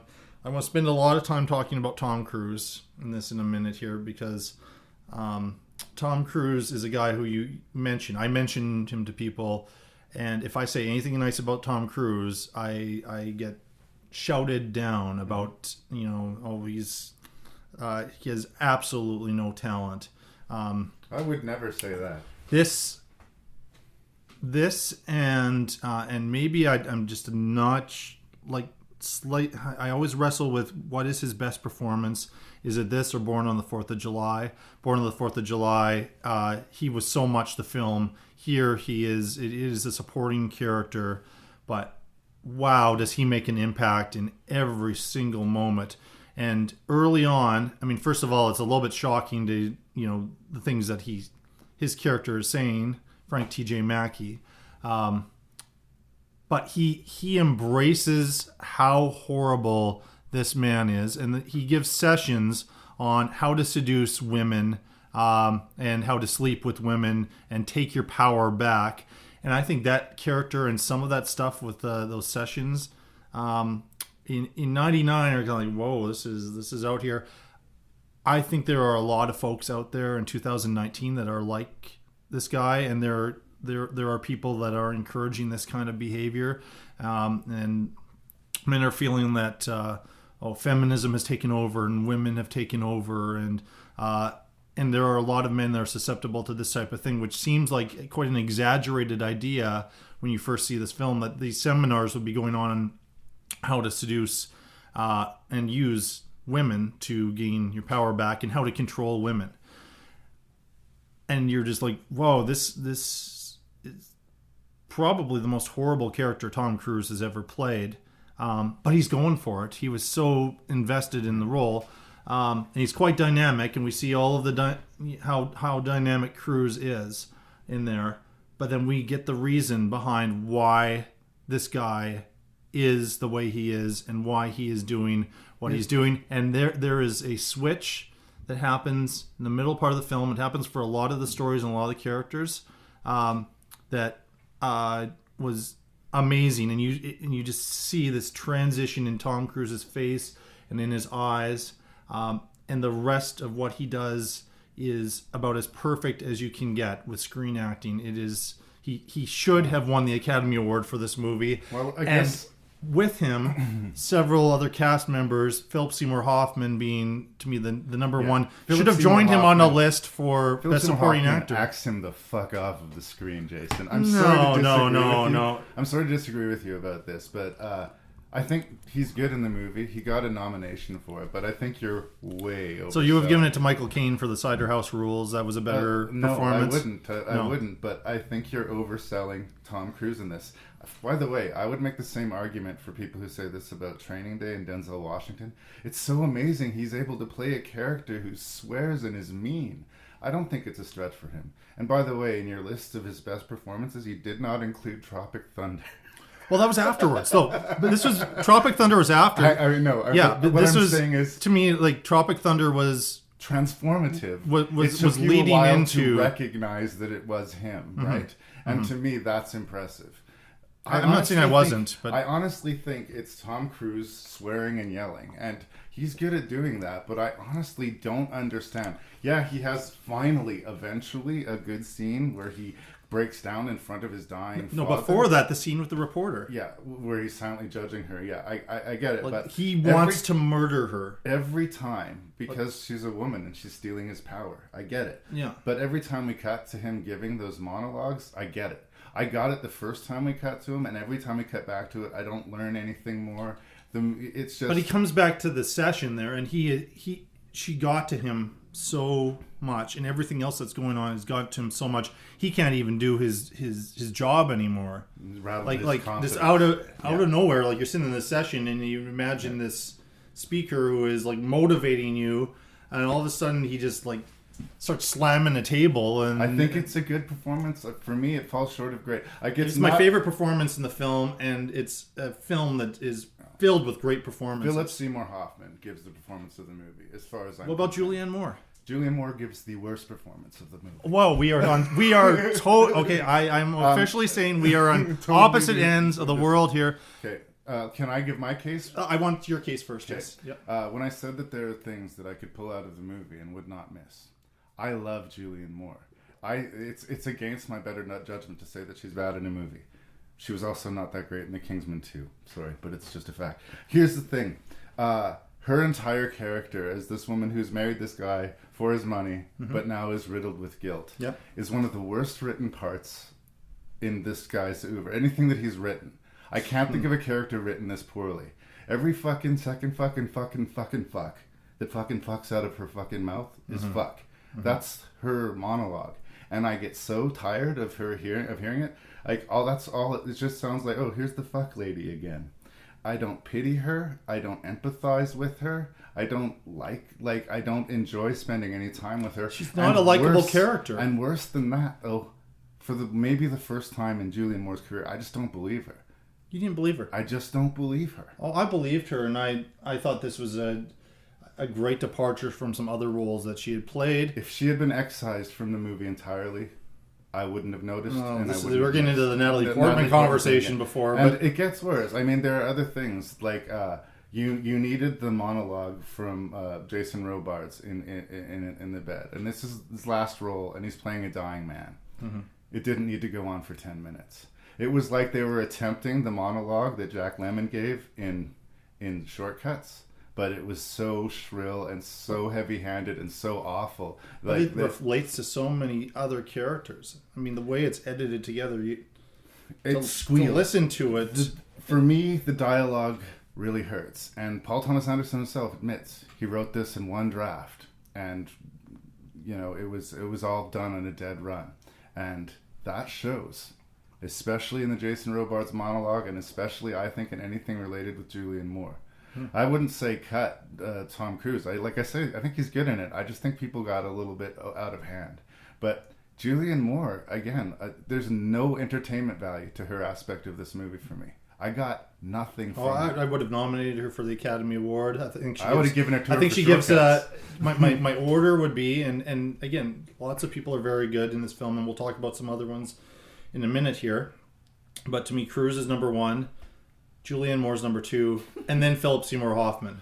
Those are the three that should have had nominations.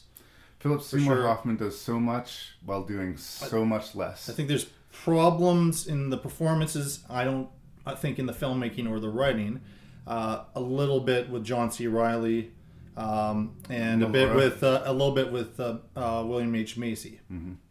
But one of the things that I kind of work with, it's similar to when I'm watching Shortcuts, is, am I supposed to like these guys?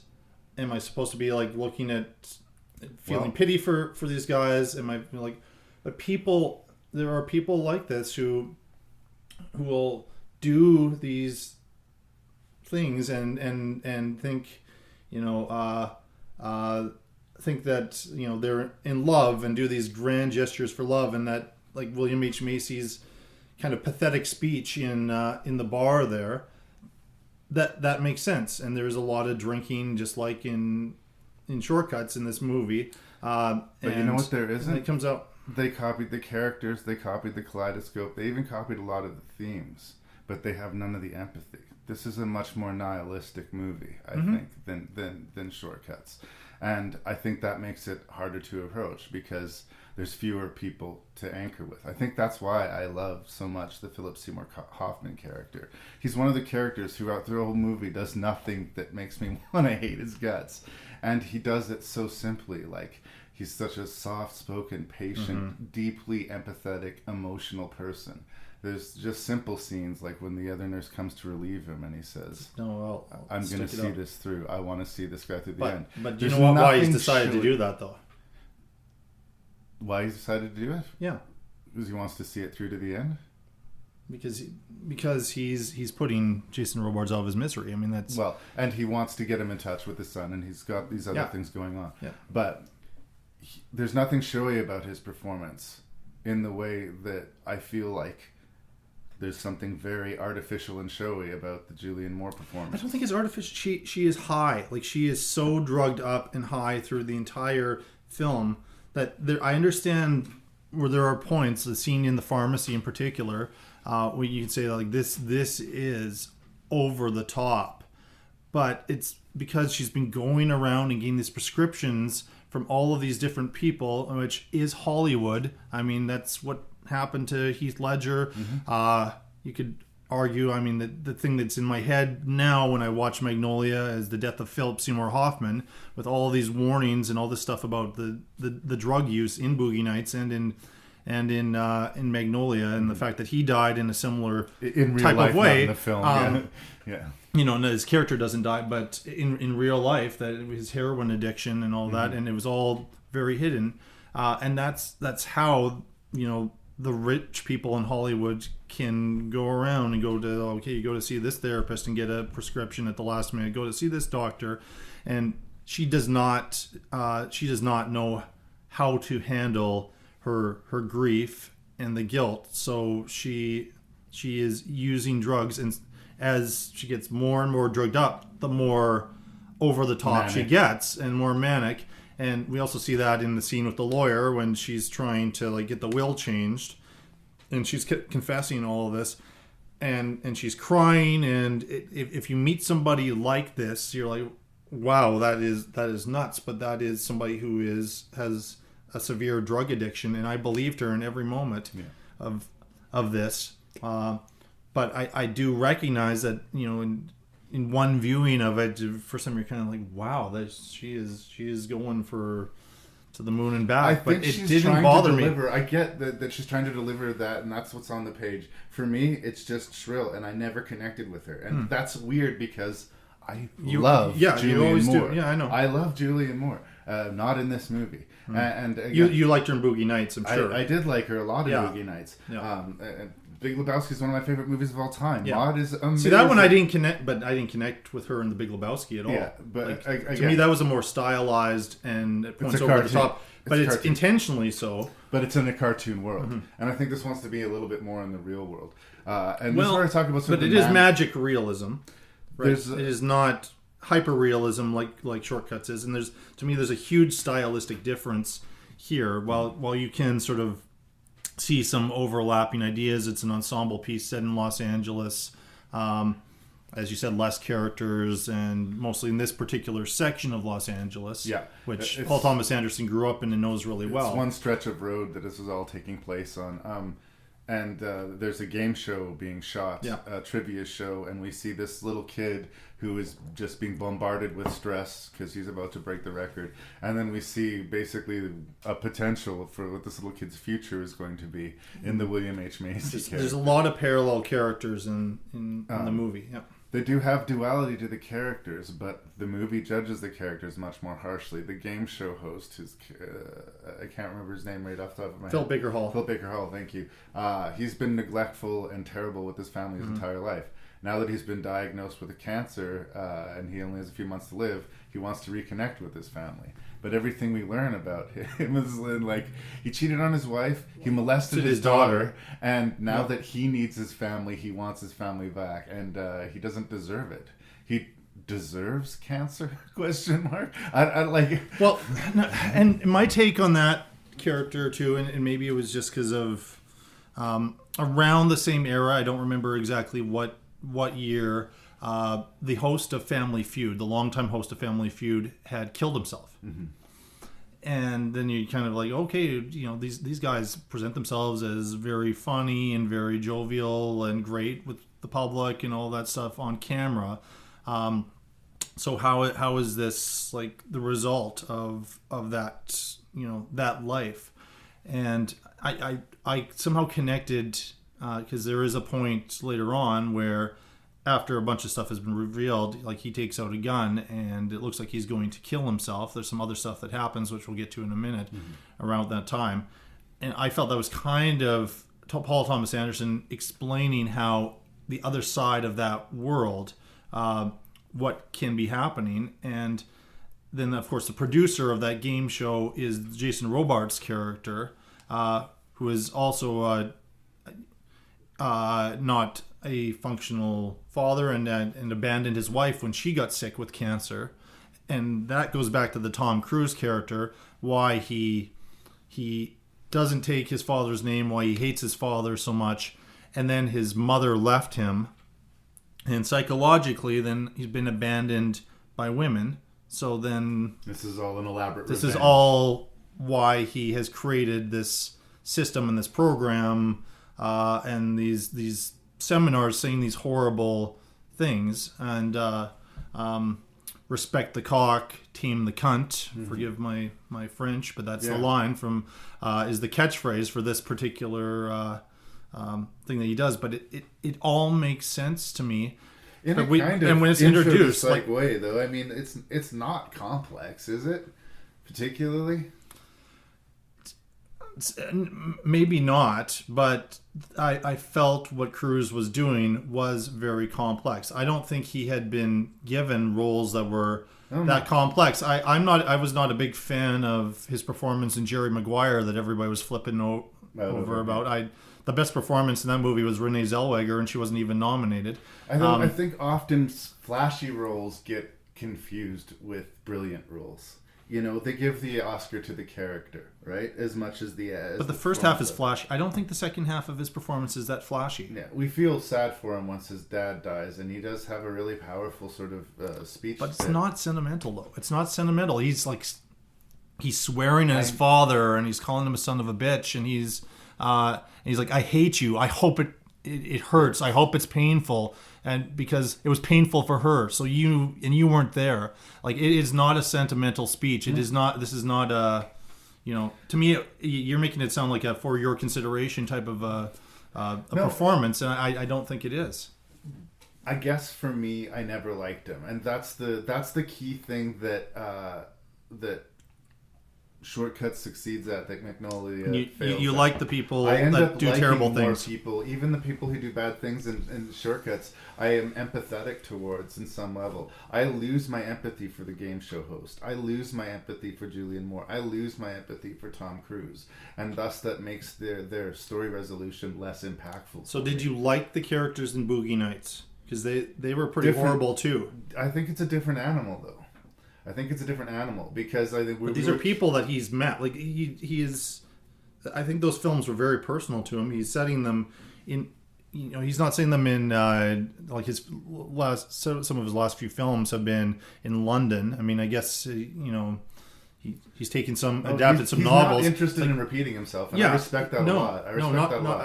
I think there's enough variety. I would say Boogie Nights and Magnolia are the closest. Mm-hmm. Both very to LA him. movies, for sure. Both very LA, but I feel like they are people in LA that he knows.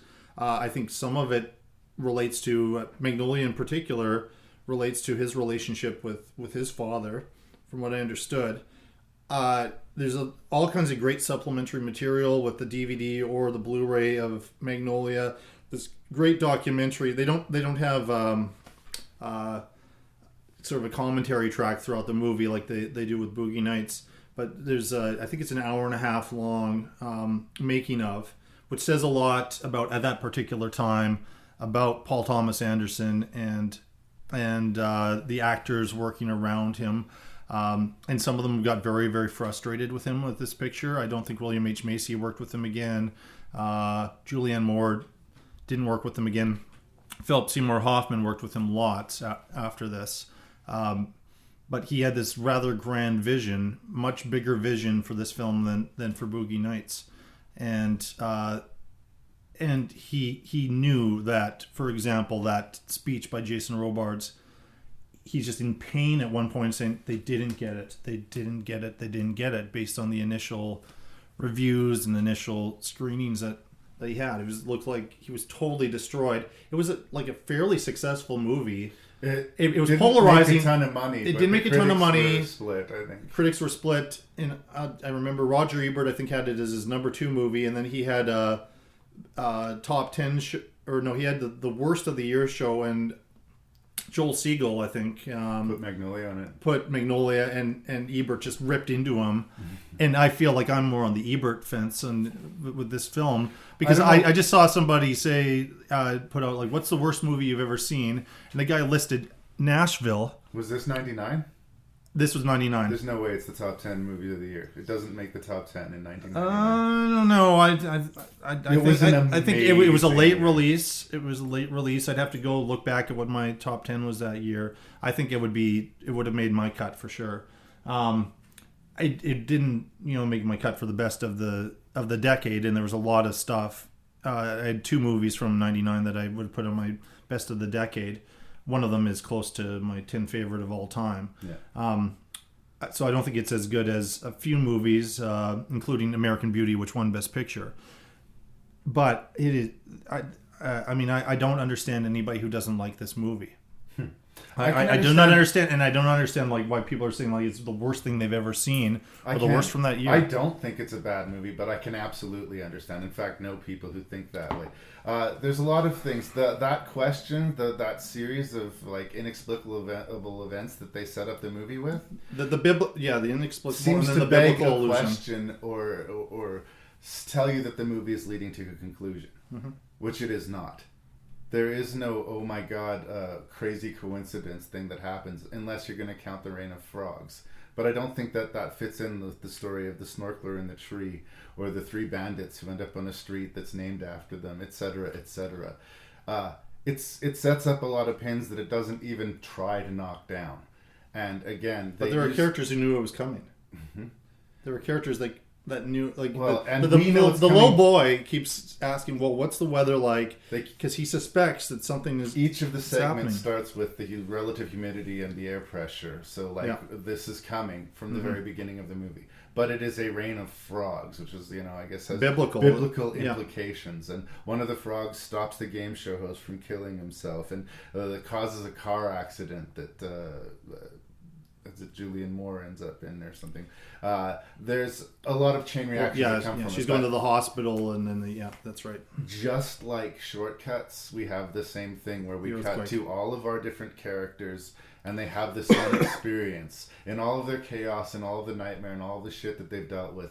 This is something that they all experience together, without any of the catharsis that Shortcuts provide. But there is catharsis. Some of it is cut from the film, I know, but all of these characters are very lonely in their own way. They're stuck in their own worlds, they're stuck in their addictions, and they're trying to make their way through life, and all these horrible things that they have done and all of their sins are out there, and this rain of frogs and kind of like cleanses it. You know, the rain of frogs has a more negative connotation, I would think. That's but at least. But after it, you know, there is this suggestion that Tom Cruise is going to be connecting with Julianne Moore, and because they hated each other, and you know, after all this time that Philip Seymour Hoffman is spending trying to connect and trying to get on the phone with Tom Cruise, she hangs up the phone. Like, she comes in and she just ruins that whole thing. But after this death, there's the suggestion that, okay, she's overdosed and she's in the hospital, but she's being given a second chance, and he's the only person who can go to the hospital, and that they're going to connect. And the very last shot in the very last scene of the movie is very important as far as the John C. Reilly, Melora Walters story, where he's, you know, she is a huge cokehead, drug addict, because she was a victim of abuse by her father. It's a very, very sweet, very, very doomed romance that they set up. But he's like, get away from me after this date. He's like, could you please don't see me ever again. And he comes back, and she smiles at the camera at the very end, right? That there is this hope now that's happened after this shared experience, versus the Altman film where, the earthquake happened. Oh, that wasn't so bad. You know, there's this kind of dismissal of life. Oh, one person died. Oh, that's not bad. So this wasn't the big earthquake. Let's carry on with our breakfast and that kind of thing. If you're saying the rain of frogs happened and as a result they're all better people, I'm just gonna have to. I'm not saying they're better. No, I'm not saying they're better people. I don't think they're better people, but some of them may connect after this because they were not. Well, again, this is all stuff you're putting on the movie, and I get it. It's fine. The other reason, and I'm saying, like, they did a lot of setup without a payoff. There is all I'm saying. That's the people who resent that. The characters are almost uniformly negative. A lot of people don't like that. And my third argument character-wise, the other reason I think people might not like the movie is wise up. You know how the big scene that we waited till the end of the review to talk about in Shortcuts with Julianne Moore? Mm-hmm. The big scene of Magnolia that we're waiting them to talk about is when every single member of the cast takes turns singing the entirety of Amy Mann's Wise Up. Yeah. The reality is completely broken, and a lot of people find that pretentious. So when you say you can't imagine anybody hating the movie, I think you lack some imagination, because a lot of people hate this movie, and I can imagine them hating this movie. I don't hate this movie. Mm-hmm. I just think it's shortcuts on crack. But is it? Are people projecting a realistic story onto this?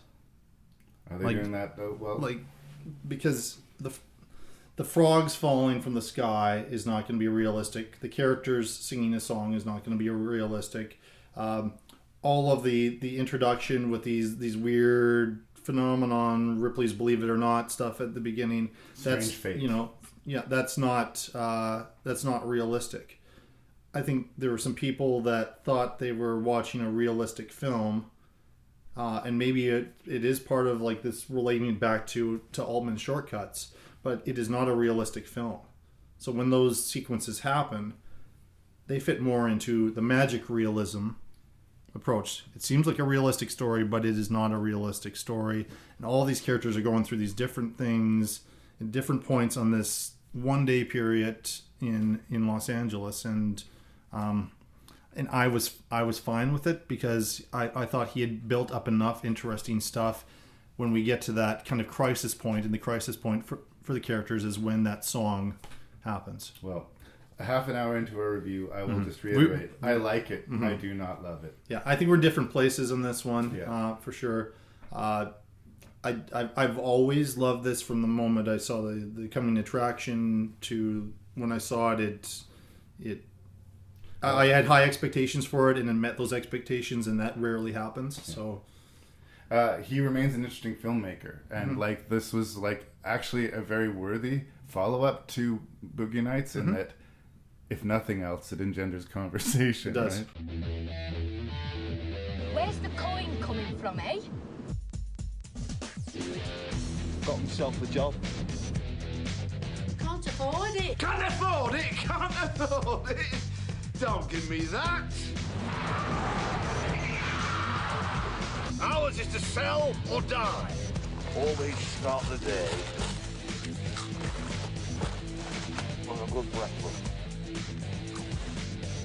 What's rule number 4? I don't know. Rule number fucking 4, pal, is don't piss around keeping me waiting.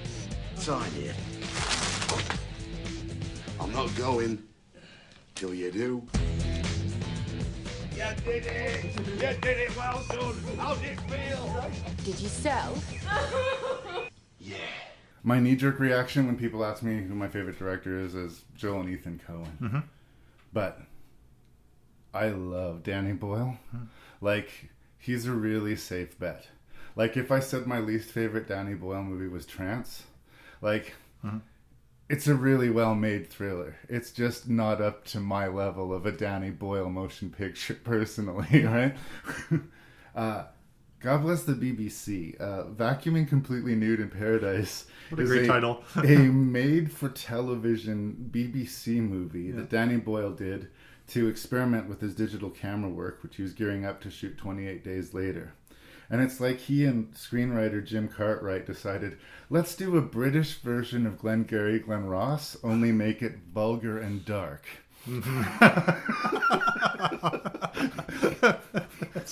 Yeah. So, Timothy Spall, who actually shows up briefly in Vanilla Sky. Yes, yeah. I was later on, that, is an absolutely horrible person.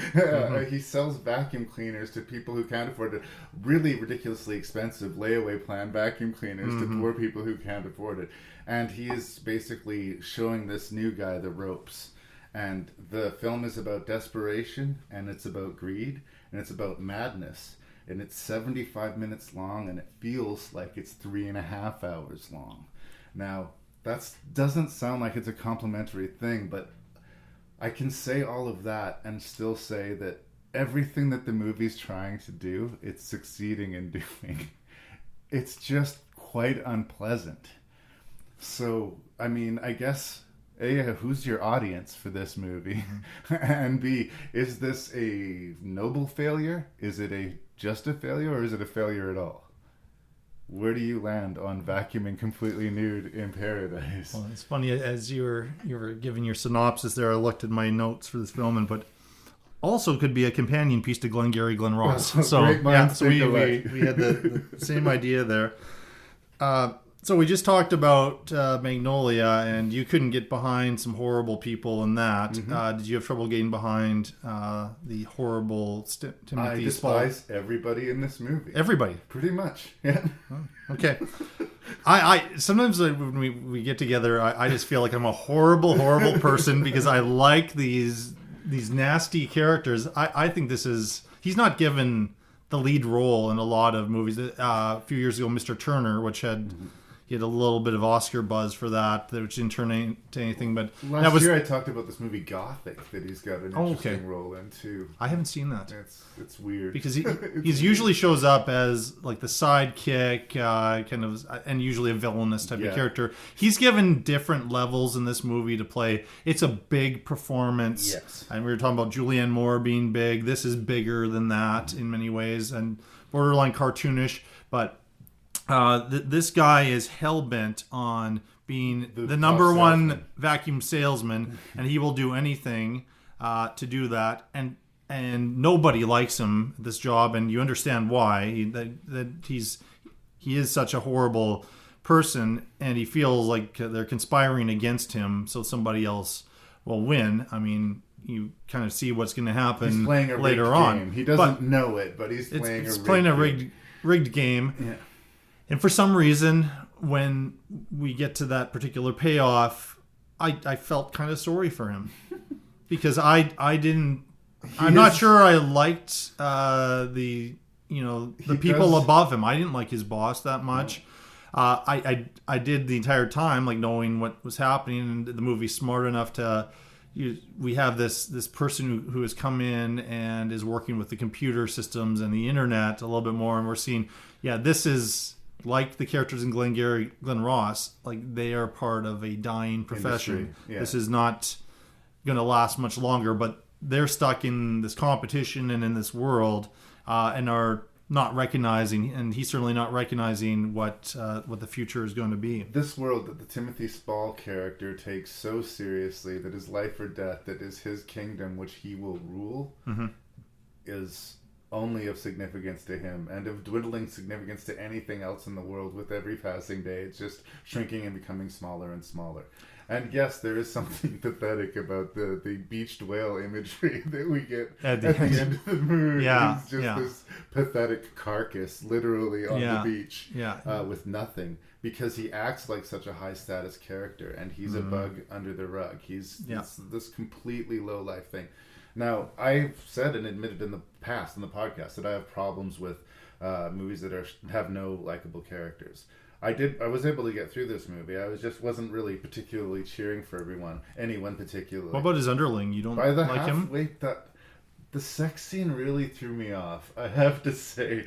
But was that kind of that's initiated a little bit more by the guy's wife or girlfriend or whatever? Then we go downstairs and Spalls with the special needs kid and like like that. I'm sorry, that stuff. Yeah. That was tough. That.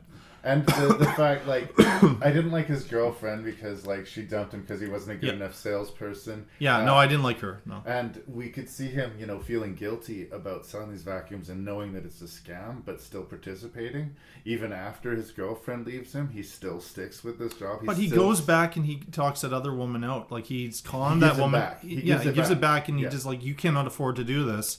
I think he had some redeeming qualities. He did. And he wasn't that interested in being, like, the whole thing is he's not being true to himself. He wants to be a DJ. I mean, and that's his goal. And towards the end of the film, he gets to do that. And he eventually gets there. The longer he spends in that environment, the less respect I have for him, I guess. And I get it. It's the hook of the movie. The second he says, fuck this, I quit, the movie's over, right? So we're kind of stuck into this. But I don't think he was in it for a long time. I got the sense it was this short period of time, and he's training under this guy. And part of it is to try to slow this guy down because he is the number one salesman. Here's a weird ancillary, and it's weird because the second time I brought it up in this podcast, and it shouldn't be a training day. Okay? Oh no, I had it down here. I was about to say something. I had to look to see if it had been influenced by Training Day in any way. They came out the same year, right. So I doubt it. No. But there are scenes which are so similar. Right. Like he drops the trainee, the Ethan Hawke character gets dropped off at the girlfriend's house while they have sex, and there's kind of a similar thing that goes on there. I mean, the car scenes, the deliberate corruption, right? Yep. He's telling him to break the rules, but it's okay because everybody breaks the rules, and finding ways to justify it, and like, oh, okay, he's just really good at his job, and you're questioning the whole time. Yeah. But in the same way, I feel that in the Training Day movie, the more there's the Washington characters letting out the line with. The Ethan Hawke character, the less respect I have for the Ethan Hawke character for not seeing it. Sort of the similar thing I have. Do you think you could actually get away from Denzel Washington's character though? Could he have said, I'm through. I don't approve of any of this. Can you drop me at the side of the road? I've decided if you want to die, not smoke crack with you in your police car. Yeah, I think he could do that. I mean, but anyway, I don't think he could have gone away from that guy any more than this guy could have. I like that this was Danny Boyle pace. This was a consistent film. This, to me, wasn't a WTF movie because, as I said, at this point, he's experimenting for his next big film, but he didn't really have a train spotting type of film until 28 Days Later. There was a lull of a few years in there. So this is him getting work, and he's not going dramatically different from his vision in other movies. I felt this looked like his film, particularly early on, and it moves at such a ferocious pace, like all of his films do. That maybe the exception being Steve Jobs, but even then, you could tell it's his film. It's got momentum to it. Yeah. I think my big beef with the movie is not the coarse characters or the unlikability of some of the players. I am worn out by the style. Are you? It's got more shaky cam than Blair Witch. Like it really, is, I didn't notice no, it. There's a lot. It didn't bother me. I mean, they're trying to sort of affect the manic energy that propelling the movie, and that is like the broken brain that is the Timothy Spall character. Mm-hmm.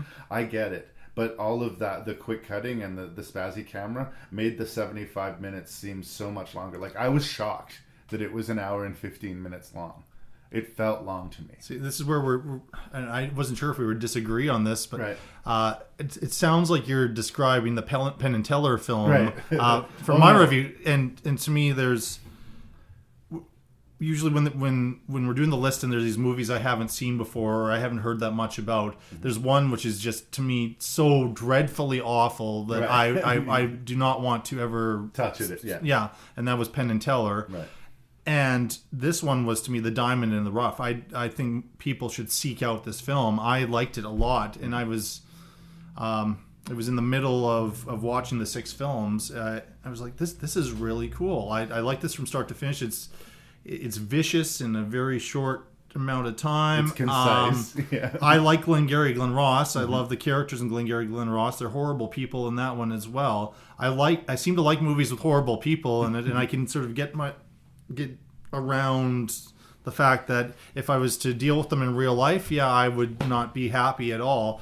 But I can get behind them in a film. And I think I've said it before, and this is true for this movie and probably Magnolia, which we just talked about it. I appreciate it when you're not yelling at me as a movie. Mm-hmm. And Magnolia yells at you, and this movie screams at you, right? I still like it a lot. I think the only thing I really would disagree with you is that I don't think it has as wide an audience as maybe you would. If you like dark comedies, you said Penn and Teller's a dark comedy. Yeah. Again, Penn and Teller has a very narrow audience as well. Mm-hmm. But I would say, if you're into Danny Boyle, you have good taste in directors, of course, give it a look.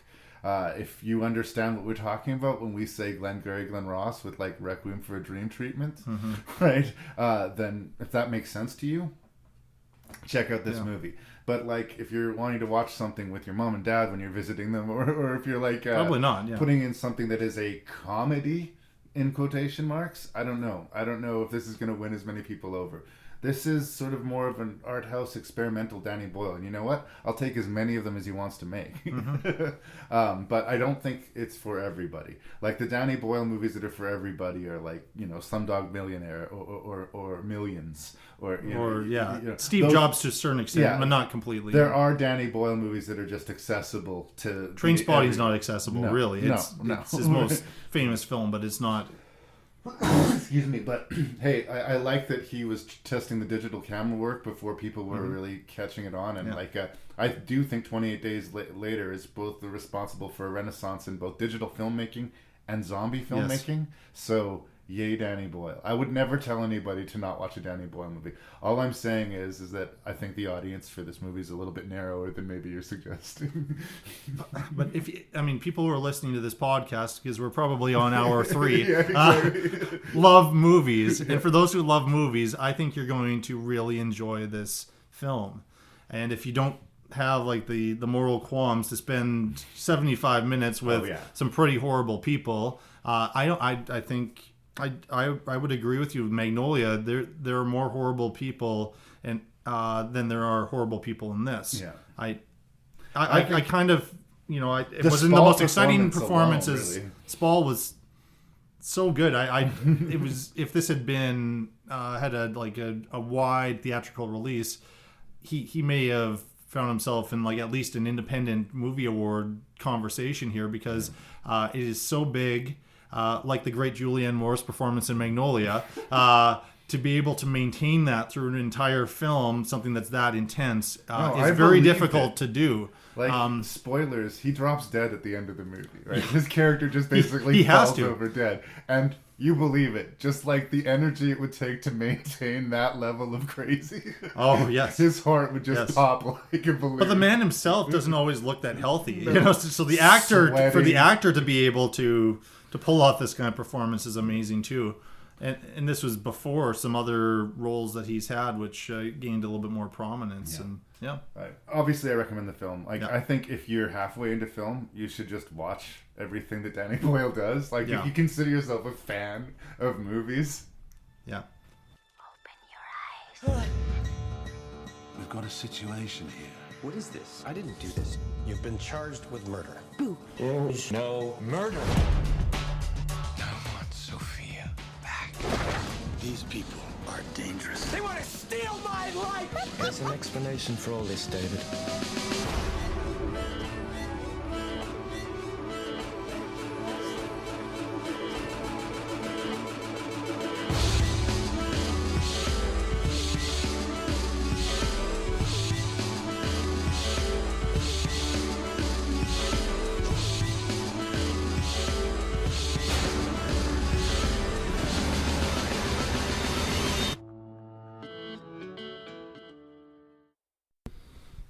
So there's this weird bumpy history that we have for Cameron Crowe. There was a while there where he was like the go-to. He was the heir apparent to John Hughes in a lot of ways. Like, people have reevaluated Say Anything as a stalker movie now, but I still think its heart was in the right place, people. Jerry Maguire may be a schmaltzy date movie, but it's kind of the schmaltzy date movie. There's a bit more to it than that, but I know what you mean. Yeah. Singles is the 90s. Fair enough. And Almost Famous is one of the best movies of that fucking decade. Right? I have friends who are musicians. They've been in bands. They said everything about that film is authentic. Yeah. Problem is, since then, it's been pretty spotty for me. Mm-hmm. Like, even when I give him a pass with, like, the We Bought a Zoo one, which I thought was harmless. It was a harmless movie. It was just nowhere near the level that he'd been in the past. Like, in Elizabethtown Hurt My Teeth, and I didn't even watch Aloha. So, I haven't watched Aloha. I got behind Elizabethtown, probably, and I recognize that maybe I'm the one. Mm-hmm. But I liked a lot of that stuff. I think what he had done in other movies before amplified quite a bit. I had seen some version of the Kirsten Dunst character in his movies before, and maybe done a little bit better. But I liked a lot of stuff in Elizabethtown. I was still a fan of it. It's a debated pick. But it's not one that everybody. Almost Famous ended up in almost every top 10 list that particular year. He won the Academy Award for screenplay. It's an amazing movie, and it's Kate Hudson that's to me the only performance she's ever given that was that worthwhile. And fairly speaking, though, the dividing line between insanely successful Cameron Crowe and spottily successful Cameron Crowe is this movie. Mm-hmm. It's Vanilla Sky. And it's clearly the odd one out in his oeuvre, right? It's the most out there. It's a remake of an Alejandro Amenabar film, and he saw it and it blew his mind. I think Tom Cruise showed it to him. His mind was blown by it, and he wanted to create that experience for an American audience. He wanted to be the guy to deliver it. And, everything we see or seem is but a dream within a dream. Mm-hmm. That's a bold and ambitious thing to do, and I mean, he calls it more of a remix or a cover song version of this, because that's how he thinks. To remaking the movie. It strangely, I keep on making weird pulls of films. It reminds me of the Kevin Smith movie Jersey Girl, in that Kevin Smith was trying to make a late-stage John Hughes movie, but Kevin Smith is much better at being Kevin Smith than John Hughes. I like where his heart's at, and I get what he's trying to do here, but this is far afield from Cameron's comfort zone. Mm-hmm. And I don't know if he's the right fit for the material. There's really great scenes in this movie, and there's really great ideas in this movie, but I don't think it's a really great movie. To me, this is the one I was alluding to, that to me, like the WTF for this director and this material. And I remember being thrilled this movie came out, and I was probably first weekend or so went to see it. And it ended up on my worst list that year. Yeah. Has your opinion changed at all? I may have been a little bit softer on, because I refused to see it again, right.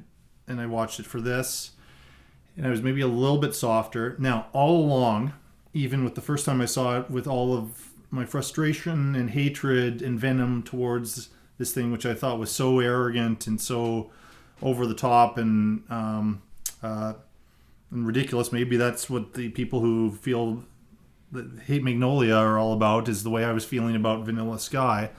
I do want to do a shout out to Cameron Diaz. I think this may be her best performance. Yeah, I was shit talking her for Gangs of New York recently, so yes, yeah. I will back I heard that podcast, and I was thinking, I get to review one where we say some nice things about, because she's another one that she gets shat on quite a bit. She's inconsistent, I will agree, but she doesn't necessarily suck. You just have to be careful how you cast her. Yeah. You know? And if nothing else, Cameron Crowe does know how to cast a film. I agree. And he can get some pretty good performances out of Kate Hudson.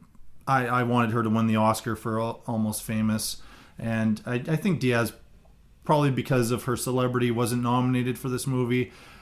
That's the only nomination I think I would have given it. It got nominated because Paul McCartney did a song for it, just because Cameron Crowe has all of these crazy connections in the music world, and he grew up writing for Rolling Stone. He can get Paul McCartney to create and write and perform an original song for his movie. I didn't think it was songs all that interesting, but although I will give a shout out to the soundtrack, I own it, and there's some really great stuff on it. Yeah, because of who he is, he can get anybody, and he can get the rights to terrific songs. I agree, there is some great music in there. But there's points in you're watching this thing, and it's kind of like, as I said, the very first half of the Tom Cruise's Magnolia performance. I thought that was very much in his wheelhouse, because he's a charismatic character, and I felt like the first half of this film was a Cameron Crowe film, even like in a cliche-ish way, because there's this Penelope Cruz and Tom Cruise have this wonderful date after he throws this party, and the music that plays is a Peter Frampton song that is used in every single romantic comedy for the coming attraction, and I was thinking, this is really, really on the nose. It felt kind of like it took me out of the movie for a moment. It's like, that's such a cliche-ish song to use for this particular scene, but I don't know if he's the one who kind of got that going, because all along he's kind of put the right music with the right scenes, and then a lot of people will go and copy from him. Unpopular opinion? But then, yeah. Unpopular opinion for me too. Penelope Cruz, Penelope Cruz, yeah. She played the same character in the original Spanish language film. Did she? Yeah. She played the same character, so she's doing this again. Mm-hmm. She's incredibly beautiful, and she has the thick Spanish accent, and I don't want to hold that against her, but it's interesting. It's interesting just from an acting perspective to essentially play the same part twice. But I don't think she's super strong in the movie. No. I think part of it is that there's a lot of these sort of whimsical Cameron Crowe lines that are just sort of be gently sort of lifted off, and she's performing them, and there's just something off about her cadence and the delivery. You can see how that would work, and if it just came out slightly differently. There is something so important about the movie that we love how in love these two people are, and you have to buy it. And I didn't buy it. No. Okay, good. Yeah, we're in the same page. That's a problem, because that's going to be a linchpin to get us into the rest of the movie. Here's the other thing that was interesting, and I don't know what came first, the chicken or the egg here. This was a point when Penelope Cruz was Tom Cruise's girlfriend. Yeah. So that was the other reason that she was in the film. Now I don't know if they met on the set at the same time as the Nicole Kidman divorce was happening, and that's how. But they really did not have chemistry on screen together. Isn't that strange? A lot of times when couples are in movies together, it doesn't work. Halle Berry did that shark movie with her boyfriend, and there was just like they were playing a couple, and there was just nothing happening. But others can, and. Actually, Cruise and Kidman were good on screen together. We should do a little bit of plot, because I'm yes, that's right. Sorry, I don't mean to cut you off, but Tom Cruise is a spoiled, rich, selfish playboy. I don't think there's a Bruce Wayne kind of figure. Okay, even his friend Jason Lee, I think he's just consistently shitty too throughout this movie. But it's supposed to be fun and charming. But I don't know. It's another one of these movies where the main character is a spoiled rich person who's, wants and needs we're supposed to really care for. Anyway, he has what he is described as a friend with benefit relationship with this Cameron Diaz character. But when he meets with and instantly falls in love with Penelope Cruz by stealing her away from Jason Lee's Lee. character, yeah. I know I have everything, but let me take what you have. Yeah. Again, hard to like him. You don't know why Jason Lee seems so friendly about it. But Cameron Diaz's character sees that he's made a connection with another woman, gets him into her car, and she crashes the car, killing herself and disfiguring him. He can't put the pieces back together, and then all of a sudden the movie seems to just evolve into madness. We find out that he has injected himself into this basic stasis and is being fed this lucid dream, and that things are going wrong. The dream is starting to fall apart. So they can either replug him into another dream, or he can choose to wake up by taking a very literal leap of faith. And this is all accomplished in very clunky ways. Ooh. Like Tilda Swinton shows up and delivers some exposition, right? There's a lot of that. A lot of exposition. It's endless towards the end of the film. This endless elevator ride where everything is explained to the audience. And I keep on talking about editing things out of movies. Here's another example. Mm-hmm. I love Kurt Russell, by the way. Yeah. Do not just think this is me talking shit about Kurt Russell. If we took Kurt Russell out of the film entirely, would the film be missing anything? Well, and for a while there, you're watching the movie and you're thinking, Kurt Russell's, like, this is not real. Like, why was this guy spending this much time with Tom Cruise? There is actually a reason for it later on. Tom Cruise needs someone to talk to. But that's I would have liked 2/3 of the movie to be cut out. Because I was so it's not annoyed. a murder investigation because no murder took place. A bunch of imaginary stakes. Him telling him, the Kurt Russell character, like either his conscious or a representation of his fear, depending on the scene as required. Should he be telling him to jump or not to jump? Does the movie even know? Right? And I think in Cameron Crowe's head, the idea is we were supposed to be this stuff washes over us and it blows our mind and we think about it and that's it. And that's enough. But he tells us what to think. But exactly, he tells us what to think. And first of all, I'm of the case that I don't think that's enough. I think you should have, even at least for you personally, some kind of plaster man, some kind of idea that you are trying to express. And, if not, then you're just making an absurdist film. Mm-hmm. It's masturbatory. It's for you only, right? Mm-hmm. The thing is, I know that I don't know. I've never met the man, but I like to think that Cameron Crowe's one of these guys who's got a heart as big as all outdoors. Mm-hmm. You know, you listen to some of the lines that he has in his movies that, if mishandled, are the worst kind of tacky schmaltz. Yes, but with his gentle touch, with the right cast, he can absolutely get you in the soul with it. Right. This is, like I said, this is not where you belong. This uncomfortable nether nightmare. Is this real? This is not Cameron Crowe. No. Cameron Crowe deals with the heart. I'm sorry, dude. You should be working for the Hallmark Channel. I'm sorry to be dismissive, but this is not where he belongs. And is it fair for me to judge him so harshly for making a movie outside of his comfort zone? Maybe. You take a risk. I do not like this movie. I like directors who take risks, but this one was not worth it at all. I feel like he was starting one of his own movies, and then he wanted to do something wildly different. As I said, it's not really a true representation of the original film, which I haven't seen, to be honest. At one point, there's because to show how powerful or how well connected the Tom Cruise character is, much like Tom Cruise himself. Yes. Steven Spielberg makes a cameo appearance, as do several other people throughout. I noticed Michael Shannon in the movie. I totally forgot he was that guard, and that was but nobody knew who he was at the time. We often will see these actors who now are very prominent in earlier works, and so I think that suggests he's good at casting because he spotted Michael Shannon before the rest of us. What is strange about it, and I think Tom Cruise can handle Cameron Crowe's material, and he did a serviceable job. Some people who love Jerry Maguire will be really mad at me for saying a serviceable job. I didn't by a long shot think it was Tom Cruise's best performance, but it's interesting to me in this film that Jason Lee, who we had to rip apart with the Stephen King movie the first time I sat down with you, which was the script. That was not Jason Lee, but Jason Lee is totally convincing in every scene in this film.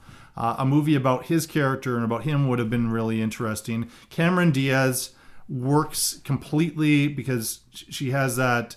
It's funny, she got to kind of play the stalker version of in the Something About Mary characters, right, when all those guys were stalking her character, and that she got to play that type of a character here, and she does a great job of it being kind of flirty and then kind of fun, but then it starts to get like really, really kind of dark and serious. But we lose her though. We don't get to see her for the second and third acts of the movie, and that's an enormous loss because she is the most interesting character. And I just spent so much time praising Tom Cruise and throwing smoke up his butt about Magnolia, and getting mad at you because you you sneered a little bit at his performance. You know, you didn't hate it, but he is so bad in this movie. He is so over the top. There's a scene where he gets drunk and he's wearing this creepy mask, which is supposed to, there's reasons for that. I hated his performance in this movie so much. I couldn't get behind that. Then the story went into these weird directions, and I just thought it was so it was such a vanity project. And then we have these long scenes where everything is explained compared to some of the other directors who show but don't tell. Altman, Lynch, who we're going to get to in a few minutes here. This is such a bad screenplay. The beginning had potential. The first act was great. And there were perhaps the characters and the actors to make something out of this. But it is such an awful movie. And I'm almost going back to my first viewing of it because I was mad. Because I was so mad. I wasn't as mad this time because I knew what was coming. And I was kind of watching, trying to figure it out a little bit more and give it, I thought, well, maybe I misjudged it. I do recognize that when I'm younger and seeing these movies, and especially when I was in kind of the college age, I thought I knew it all, and now I know that I know nothing. You get dismissive a little bit. I just re-reviewed What Dreams May Come, which is a movie that I talked a lot of shit about back in the day, and I've softened on it considerably. I don't think it's an amazing movie, but there was a time I would have kind of rolled my eyes and maybe made fun of it, and I don't think I feel that way anymore. I would also say that I've softened a little bit on Vanilla Sky, but not enough that I would encourage anybody to watch it. No, don't watch it, no. There's a really cool scene at the very beginning with Tom Cruise running through empty Times Square. I like the idea of the skyscraper above the clouds, like conceptually is kind of interesting. There's some cool visual stuff to the movie, but mainly I was bored. I remember the first time I watched the movie, I was with you. I was kind of being actively bucked off and pissed off by the movie, like I was aggravated. This time I was just bored. And as far as me doubling down with the Tom Cruise, I'm going to back you up here. Mutual friend of ours, Sky Brandon, was on the show. We talked about Shakespeare, and we talked about there's nothing worse than watching an actor perform Shakespeare when they don't understand what they're saying. That's what this performance feels like to me. This feels like Tom Cruise has no fucking idea what's going on from scene to scene either. He's the producer of the movie. He doesn't understand the screenplay either. He just knows it's brilliant, right? Yeah. So he's just delivering the lines, and the context is lost.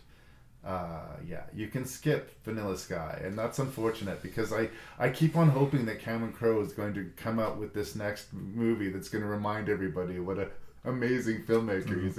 It's been a while. And I even want to sort of like, because there was a lot made of that emptying Manhattan and having him drive around and he's alone in Manhattan bit, and how they filmed it there and how they pulled that off. Kind of like the equivalent, it was La La Land with the freeway musical sequence there. I mean, I introduced the dream idea, but I think it was just a gimmick. Yeah. Like, I can't even give credit for that. I don't think that's all that interesting. The only thing that was interesting is I just got back from New York, and I was there, and I was kind of like, oh, okay, like all the streets are empty. I'm not used to seeing them empty, but that's... Low That's all I got praise. from it. Low Terrible praise. movie. Is there anything else you want to say about It's a Vanilla terrible Sky? movie. Don't see it. Okay.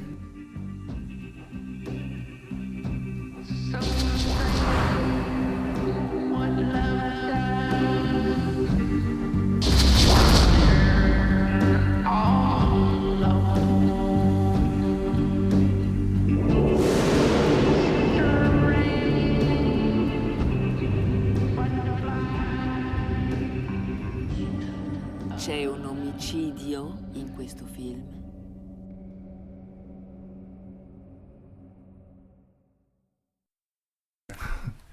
All right, David Lynch's 3-hour opus, Inland Empire. I guess it's the last feature he's made. I mean, I'm not really counting the new Twin Peaks. That's not a feature, no, it's a TV he's been show. doing a lot of music videos and these weird art wank short films and stuff like this.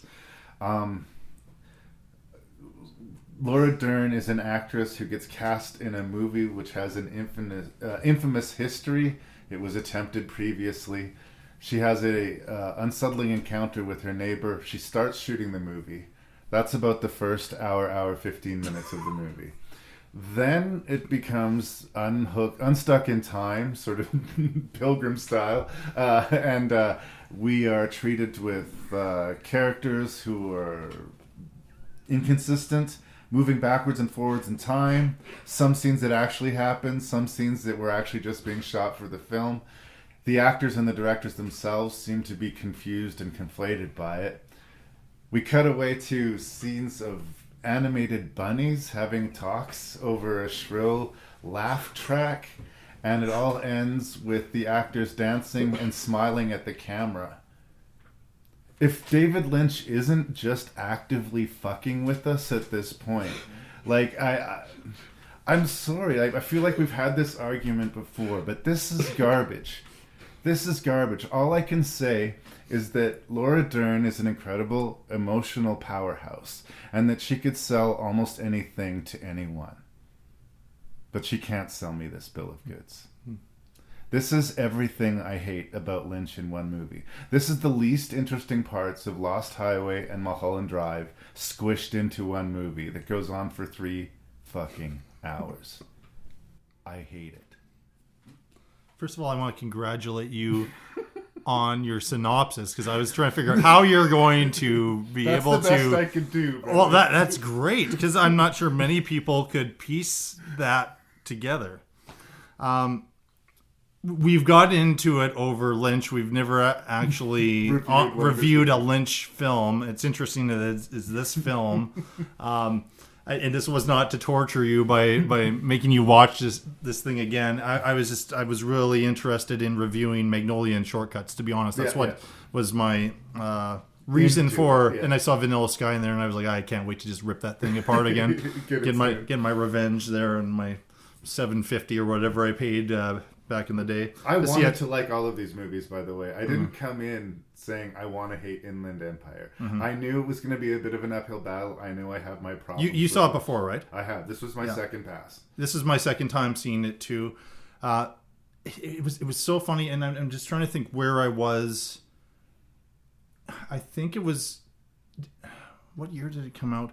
Somehow the release of this movie escaped me. I like to think 2007. Sorry, 2007. Okay, so it doesn't make any sense. I was working here in Saskatoon. I don't know how I missed this movie being available, or why I didn't know that it existed until well into its DVD release. Right. Or else, because I was such a huge fan of Mulholland Drive, and some of his other films, I would have definitely sought it out. Yeah. Seen it in the theater, and I couldn't find it. It's a hard movie to find, and this is one where I would definitely say, as much as I was promoting vacuuming completely nude in paradise, and see it if you're a fan of movies, I would say it's an even smaller demographic that would be chasing down Inland Empire. I happen to be in that demographic. I finally found it at the public library, and I watched it, and I did recognize of the 3-hour plus films that we're looking at, that this one felt the most like a 3-hour film, because it kept going on, and it kept more and more inexplicable as it deeper and deeper. And I know some people with the rabbits business talk about the whole thing being a rabbit hole that we go down. Very clever. Yeah, no, I don't think it's all that clever, but that's and I think to a certain degree, like Lynch does not particularly care about a traditional narrative, and he himself, he's a visual artist. He also, as you mentioned, dabbles in music. He has some albums out there with his name, and he collaborates with a lot of musicians. We saw that in the last season of Twin Peaks. At the end of each episode, he would get some amazing people. Eddie Vedder did a song for the show. So he's in the world of music and almost all of the arts. I'm not sure dancing is his forte as much, and we saw some choreography in this. He's always had some movement in there, but it's always been kind of like this really creepy type of movement that his characters have, where like they're all really stoned and they're moving slowly. That wasn't the end of the movie, which has all of these women who have been basically trampled on by society are kind of lifting their spirits by singing this song. And you're right, it is weird. You're off put by the cast in Magnolia singing their song Wise Up, but this one is much worse. It's less earned than Magnolia's, and I would argue Magnolia's is not earned at all. And I thought they earned that moment, but I understand a lot of people would not. This was a strange way to end a very, very strange film. I think you can get through possibly the first 45 minutes or the hour and kind of piece together a bit of a story here. But it doesn't open with the Laura Dern character. I mean, it opens with, we see that rabbit family, and we see a bunch of other strange happenings. And I'm trying to remember the name of the actor that he works with a lot. She's part of Twin Peaks. Crowe? No, he shows up later. But the one who's the neighbor, and the actor isn't Eastern European herself, but she's playing an Eastern European character, and she's coming over to say hello to Laura Dern's character. And the neighbor, I can't see it here.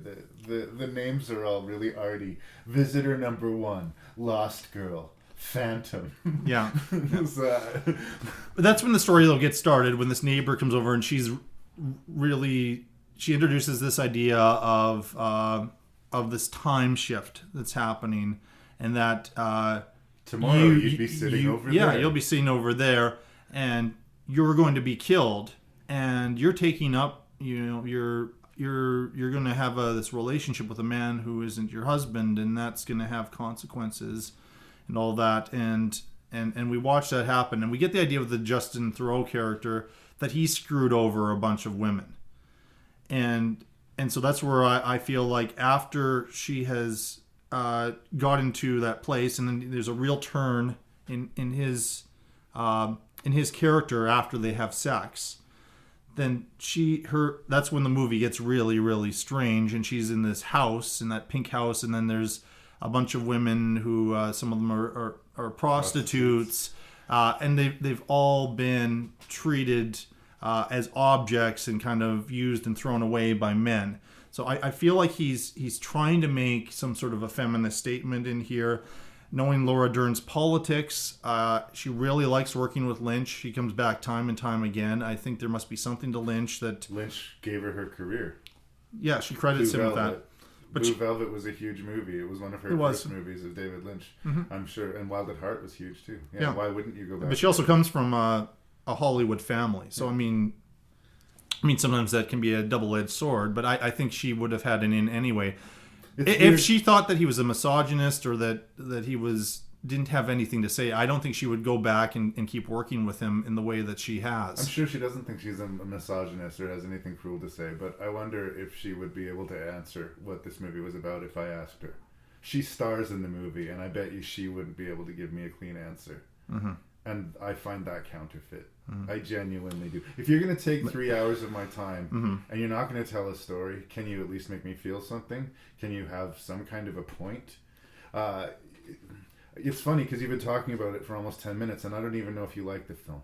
You seem to be defending it. But I'm defending it, but I also recognize I'm not going to be embracing it in the way that I embraced Lost Highway, Blue Velvet, Mulholland Drive, and it was to me a strange follow-up to Mulholland Drive. Some people said that there were similarities to Mulholland Drive. Thematically, there are. I think there's kind of like we have this story that's going along that makes sense, but then it turns really, really dark, and we see the other side. The ugly supernatural Hollywood system. Yeah. That's almost like it's the same world that he's borrowing from Mulholland Drive. And the rejigging of time and character, he seems to be, again, stealing from Lost Highway. So he's repeating himself. But he does it in Twin Peaks. He does that. He has done that forever. Here's my thing with this, why I think it's terrible. I think that at any point in this movie, you could insert 30 seconds of anything. You could insert a black and white image of a dog shitting on a carpet. You could show the tide coming in with the frame flipped upside down. You could show the moon with an eyeball on it. And everyone would just stroke their fucking goatee and say, "Attaboy, Lynch." There's no through line. There's nothing to hang your hat on. It's dreamlike madness and crazy images can get you so far. And like all David Lynch movies, there are moments that are weirdly profound or powerful by themselves, but don't seem to have any real narrative piece in the movie, or piece at all in the movie. There's a really creepy thing with this chick and a screwdriver in this movie, which by itself seems like a really terrifying short film that just we get flutters of throughout this. But yes, I do believe you could literally cut any piece of footage and put it in any 30 seconds of this movie, and it would, it wouldn't affect the movie. No one would question it or could question it. It means so much, Jason, that it means fucking nothing. And I resent it. I resent that people will sit there, watch this thing that means nothing and goes on forever, and then stand up and clap. It seems false to me. Yeah, I didn't stand up and clap with this one. This one was not. I might argue and you might disagree with me on this one. Other than his attempt at Dune, I'd say this is his second worst film. And it feels like he's just unleashes. You say Dune is worse than this? Yes. Okay. Yeah. I thought it was a horrible movie, and it was not. I think Lynch was. He was hired. It wasn't a movie that he necessarily wanted to do, right? Or, I know less about. I know there were lots of people that wanted to. Yeah, it's do been that movie. 30 years since I've seen it. Yeah, but right now, sitting here, I would say that this is David Lynch's worst movie. But maybe if I watched Dune again, I would. Yeah, this last time I saw it, I was just because I would hear about Dune and what a disaster this thing was, and I thought, well, I've heard that about some films. I watched Heaven's Gate, the 4-hour movie, which apparently bankrupted a studio. Yeah. I will watch these things and they're not as bad as they're made out to be. Waterworld is not as bad as it's made out to be. Yeah. And it was as bad as it was made out to be. This was consistent David Lynch film. I think he thought after Mulholland Drive he could do whatever he wants. I feel like he, in many ways, he makes films, and he hasn't made a film since. And he's not somebody who's every 2 years producing something. Thank God. I think I think that's where he got known. That's where he gets the money to be able to do other things that he would rather do in other arts and experiment with different things. To me, he's a visual artist. In some ways, you might argue that he's a poet. I don't know if you like abstract art, but I feel like he is putting this stuff together. And then he walks away from it and says, now it's up to, with the poem, it's up to the reader to interpret this. With the audience, it's up to them to interpret what's going on. He has introduced some themes. But have your own interpretation. And there's some great Don't even scenes. Tell me what your interpretation is, Lynch. Just have one. This is why I think he's largely counterfeit. Because a lot of the times, I just think he's just, let's do that. That feels weird. And I have to say, especially the second time, that ending where everybody breaks character and starts smiling at the camera and dancing really felt like they were pissing into my face. Like, I was actively aggravated. So you were mad. I was just like, I patiently sat through these 3 hours, desperately trying to find any kind of cohesion, any kind of point, anything to hang my hat on. And all I could do is say, man, I love Laura Dern. Because I do love Laura Dern. No matter what happens, and I would not say anything bad about her. And she sells a lot of really tough scenes. Like, they may not make sense, but they wouldn't be easy to play. There's that interview scene that... even just the scene with the neighbor, there's something really intense about the confrontation between the two of them. And the acting is good. It's just, it doesn't add up to anything. And to add up to not only not adding up to anything, but them smiling at us and saying, we got you. I didn't interpret it as that. Well, that's what it felt like to me. Yeah, and I respect that, and I think a lot of people could take that that way. I feel like it's all about this idea of the women in danger, right? That's the subtitle, A Woman in Trouble. A woman in trouble, but these women have then found each other in this time-traveling world, dream state, whatever, and then through connecting together, then they are more empowered and they can share their stories, and they're feeling like they're not in as much danger now because they have each other, and that's what they're celebrating at the very end of the film, and I took it that way. I just didn't think it was very well done. No. It was like, remember, no emotional payoff at all. I'm mentioning something about Mary again. There's a bit of like this blooper stuff with singing this song, that kind of thing. That I felt they did a better job of, and they kind of earned that. And you might be going, well, I hated that as much as I hated the Magnolia. The few things that, like, I was pleasantly surprised to see Terry Crews in the movie. Yeah, I just had no memory man. of him being in the movie, and he's in the movie, and that for some reason made me smile. But, like, honestly, this sounds like I'm being shitty, but I'm just. Did you enjoy watching it? I liked it more the second time, and this was your second time. It sounds like you hated it even more than the first time. It was homework to do this. Like, I watched it in 2 sittings. I'll admit I didn't make it the 3 hours uninterrupted. I had to take a breather, but I found it actively aggravating. It exhausts you. It's not an easy film to watch. No. Like I've said in the past when I've talked shit about movies, I'm like, I tried. I earnestly tried. When I reviewed Joel Schumacher's Phantom of the Opera, I plugged that DVD in and I watched it front to back, and I actively tried to like it. I just didn't. Same thing here.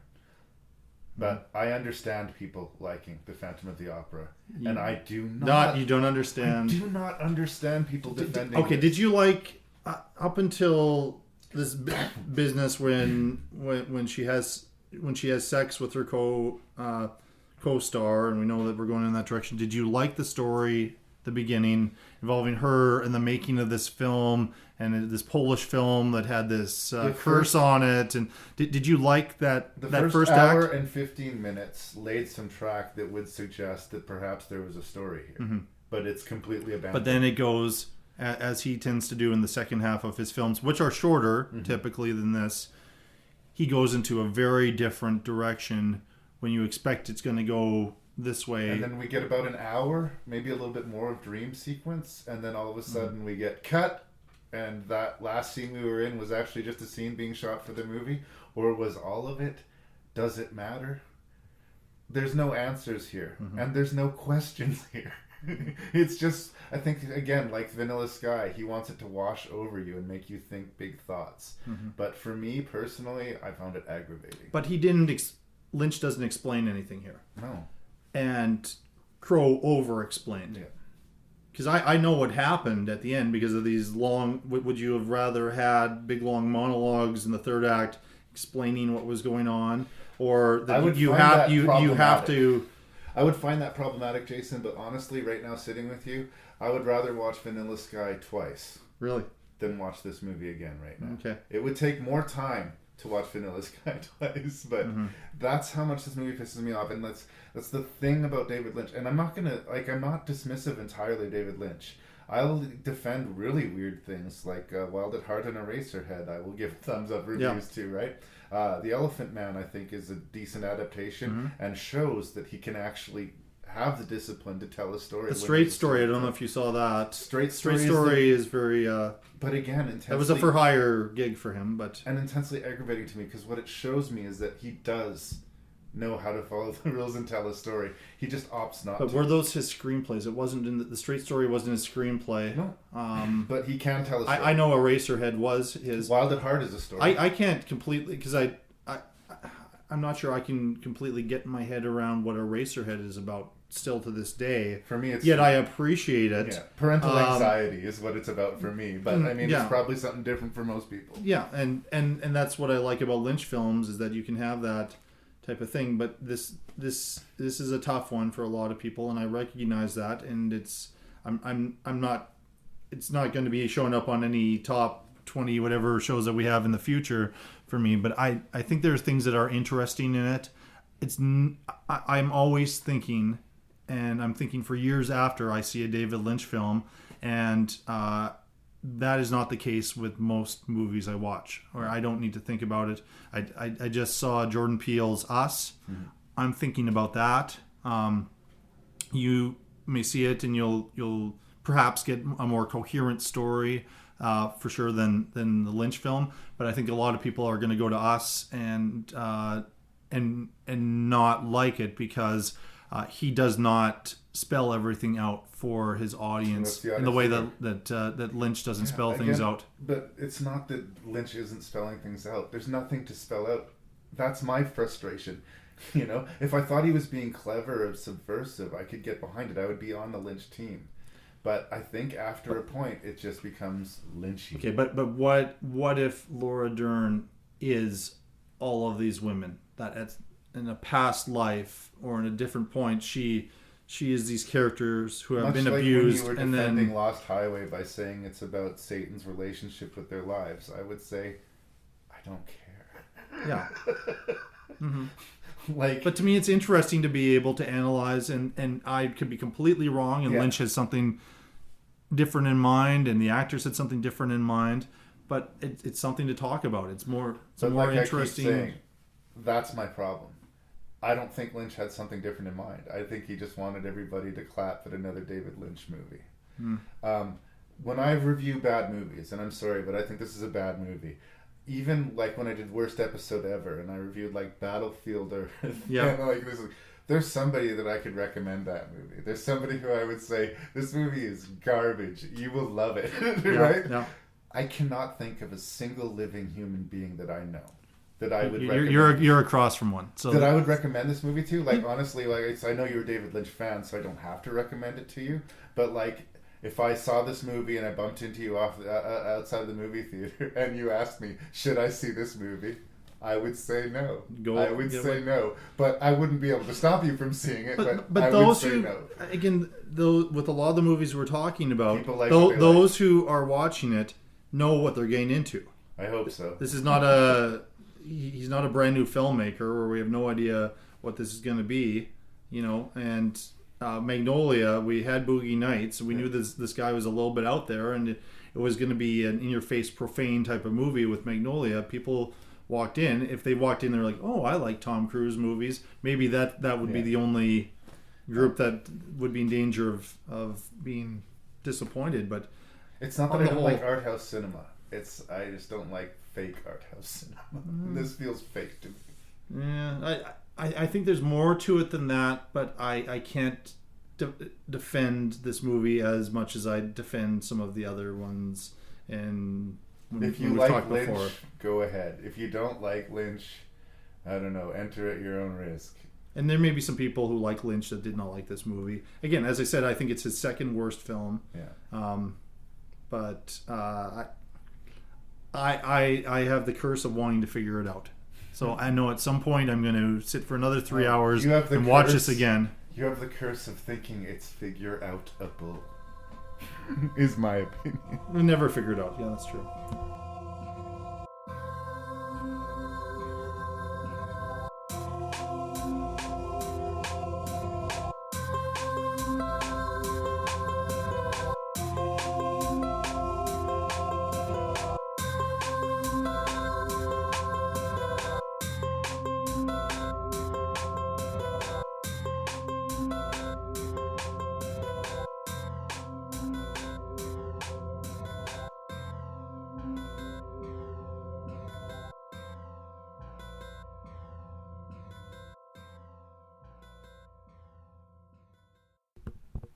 All right, that was some pretty exhaustive debating over some long movies. This is an epic episode, but there's some epic movies. Like if we tried to distill our conversation about shortcuts into 15 or 10 minutes, we wouldn't do it justice. Yeah. So thanks for bearing with us through this.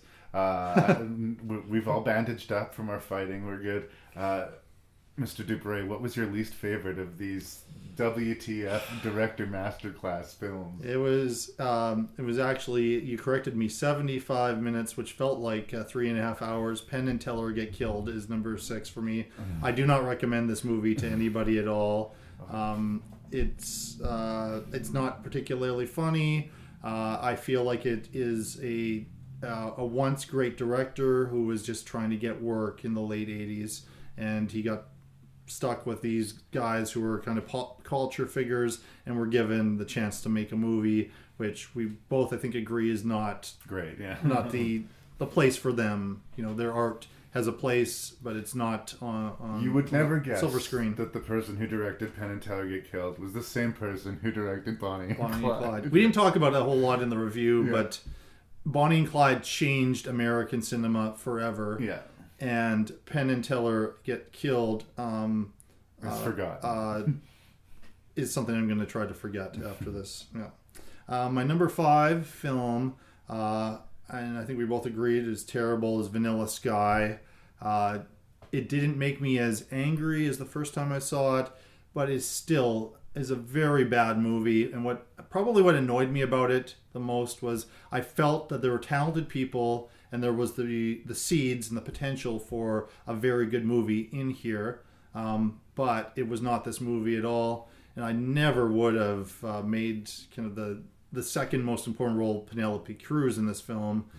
When the Cameron Diaz, this was, other than Something About Mary, which I think people would say has been the role of her career to this point, she's overlooked. This is her best. John Malkovich. She's terrific in being John Malkovich, and she was awesome in this movie. She's one of these people that gets nominated for the Precursor Awards, but never the Oscar nomination. Yeah. I think she should have been up for an Oscar for Vanilla Sky. But once her character is removed from the film, turn it off and just dream, because it's about dreams, that the rest of it is a better movie than it actually is. Your dream will be better than Tom Cruise's dream. It will be much, much better. Number 4 is I'm not going to defend it, but I like Lynch, Inland Empire, and I suspect it's going to be lower on your list, but it is one of his worst films. But he doesn't, to me, make an uninteresting film. But I know that we disagree on that. Number 3 to me it was like the sleeper, the treasure in this group of 6 is Vacuuming Completely Nude in Paradise. When I saw that, I thought, this has got to be a horrible movie based on that title, even though it's an interesting title. I think I went in with a little bit of a critical attitude. Right. And 5 minutes in, I was laughing. I was having a good time. But it is dark comedy. It's aggressively aggressive. But if you like Danny Boyle and if you like dark comedy and you like these small films, I think you could do worse. And Timothy Spall, I think you could almost say he's an underrated actor, and he gets to shine a little bit more in this role than he does in some of the Hollywood roles he gets cast in Tim Burton films and Harry Potter and that kind of thing. My second favorite film is Paul Thomas Anderson's Magnolia. I love this movie. I remember watching it over and over and over again. It was one of the first DVDs that I bought when the DVD thing first happened.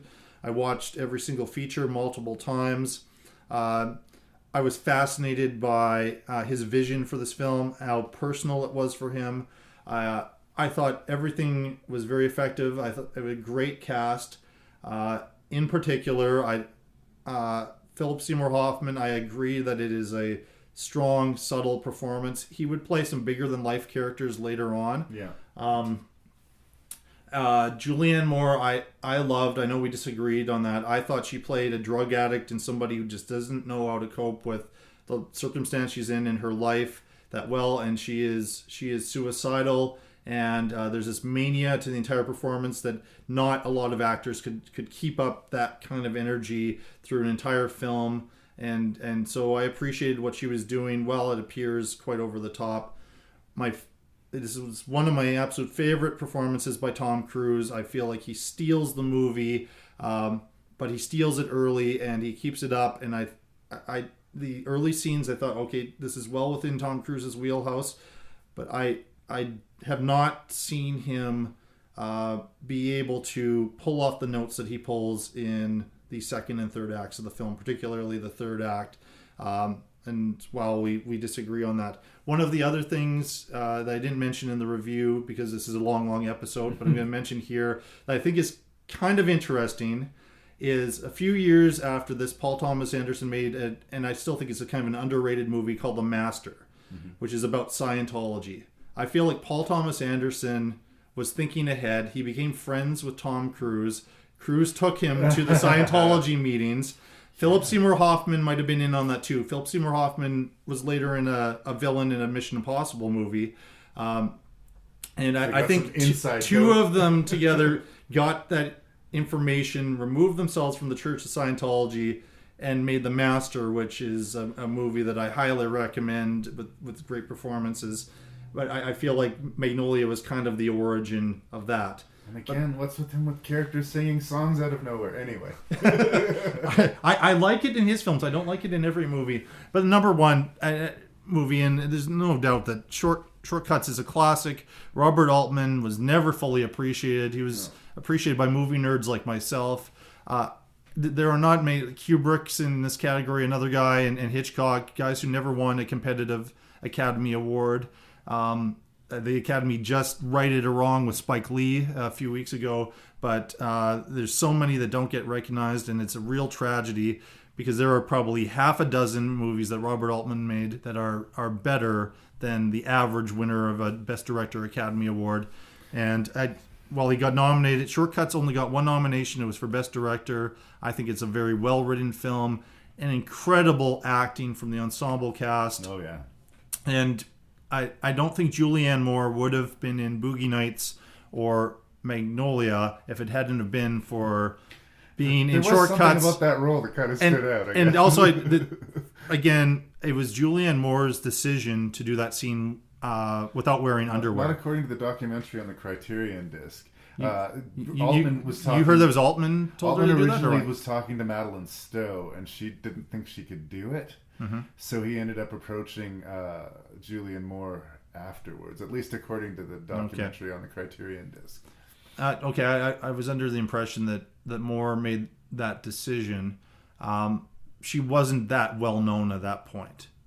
Her role in this kind of led to a lot more work in independent cinema, and then she got noticed by more and more people. Now She'd done nudity for Body of Evidence, but she said she was conflicted about it because she didn't really feel like it was necessary nudity, but she did it anyway because it was a high-profile role. Mm-hmm. And she clearly, if you've watched Julianne Moore, she doesn't have a problem with nudity, but there's nudity and there's that scene from Shortcuts, right? There's something really wow about it.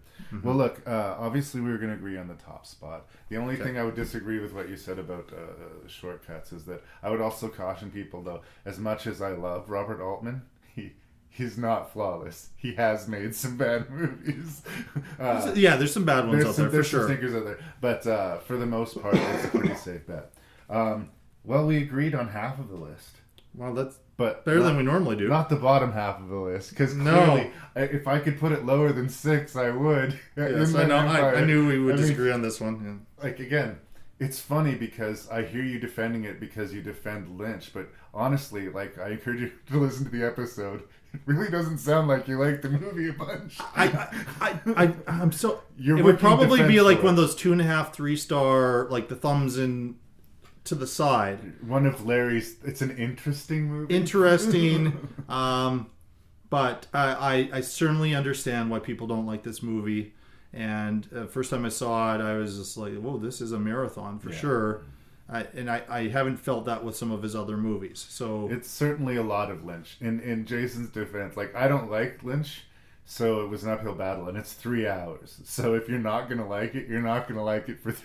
No, don't see it. You're gonna be again. If you don't like the first 15 minutes, you're really safe because you're not gonna like the rest. And this small BBC movie I put as higher than it. Yeah, so I mean that tells you it's not among my favorite David Lynch films. So number 5 is Vanilla Sky. I had this thing that I thought maybe revisiting would help me find another level of appreciation to it. Honestly, when I first saw the movie, I was right there with you. Like I was so disappointed to feel almost like it hurt my feelings because of the love and trust that I had in Cameron Crowe. It's sort of like if I watched a Coen Brothers movie and I didn't like it, I would just assume it was something that I missed. It couldn't be Cameron. No, it was Cameron.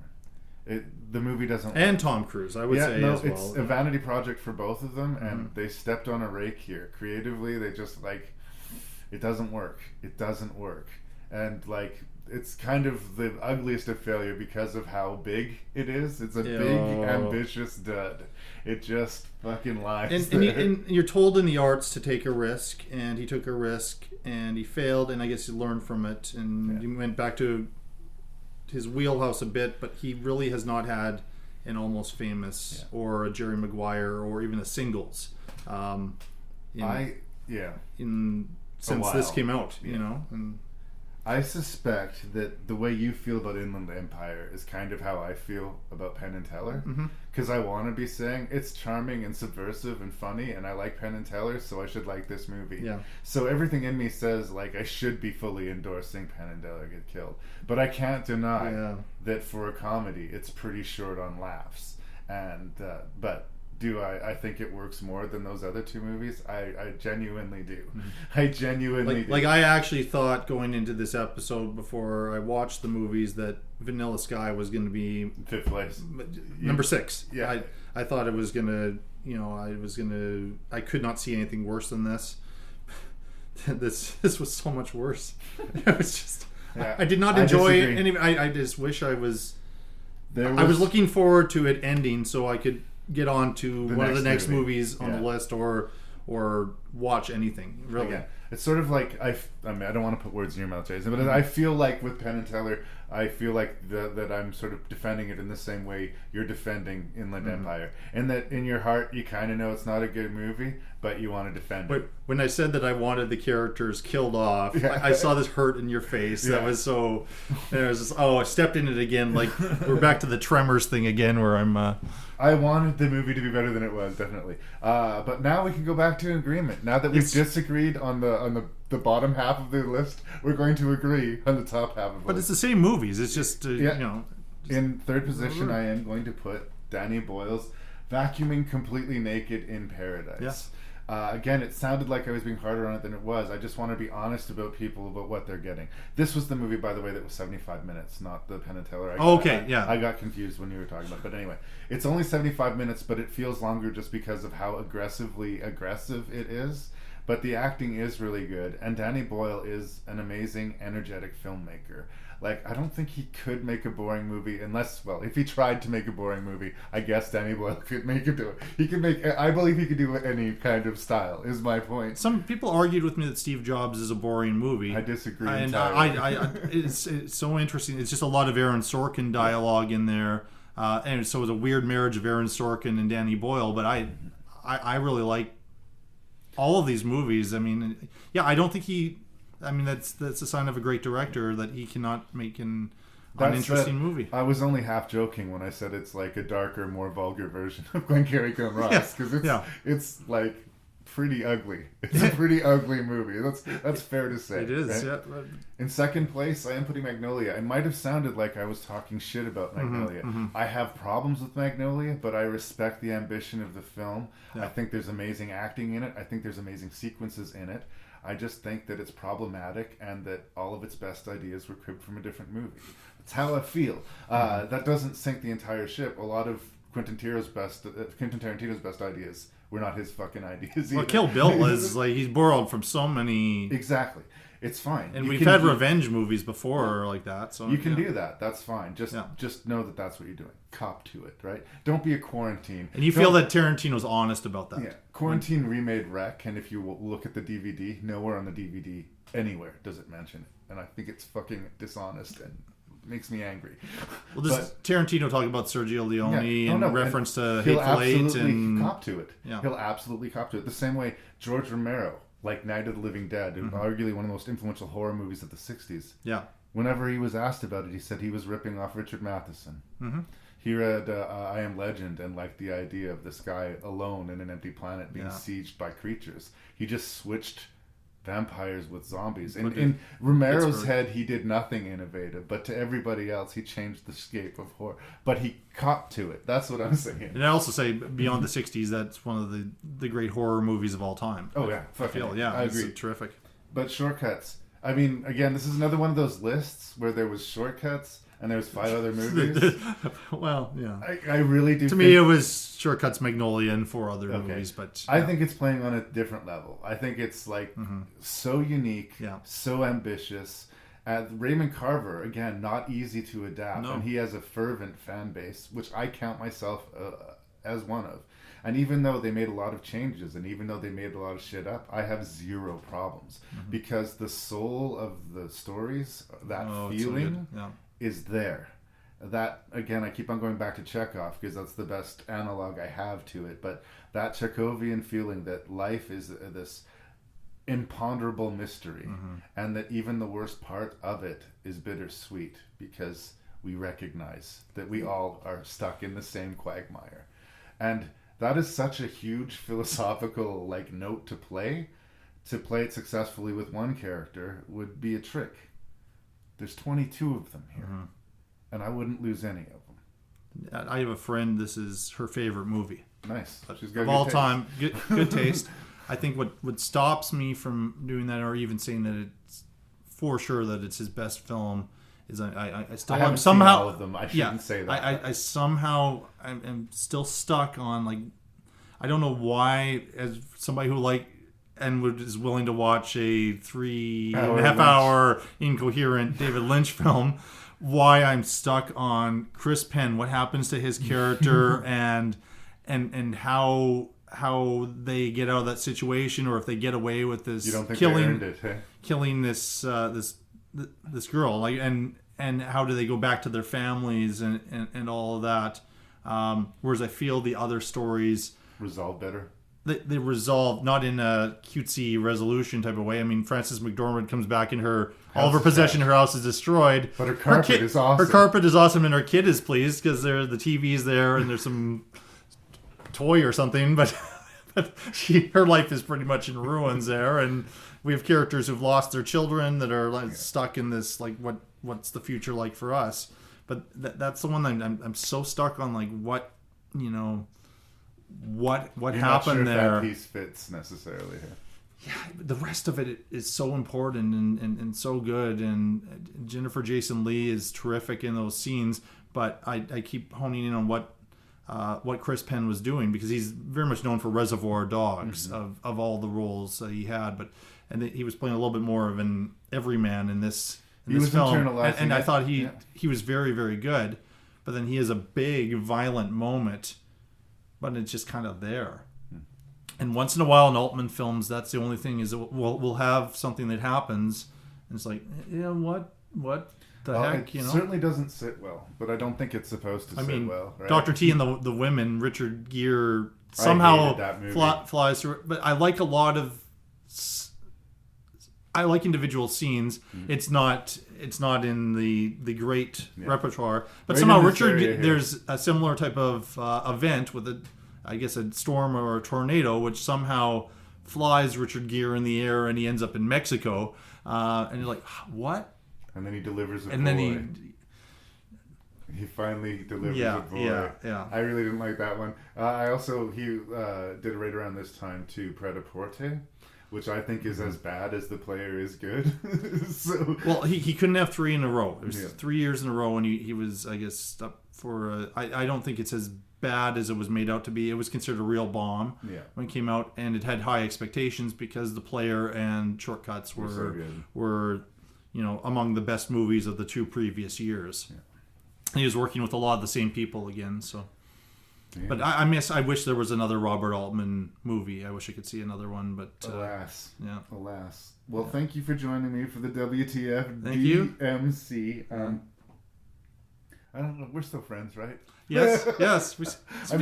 I must be comfortable now because I get into more fights. The first time I was so nervous to do one of these. I'm sorry. And I was like, I don't want to get on Larry's bad side here. I'm sorry I talked shit about Tom Cruise. That seemed to really rub you the wrong way.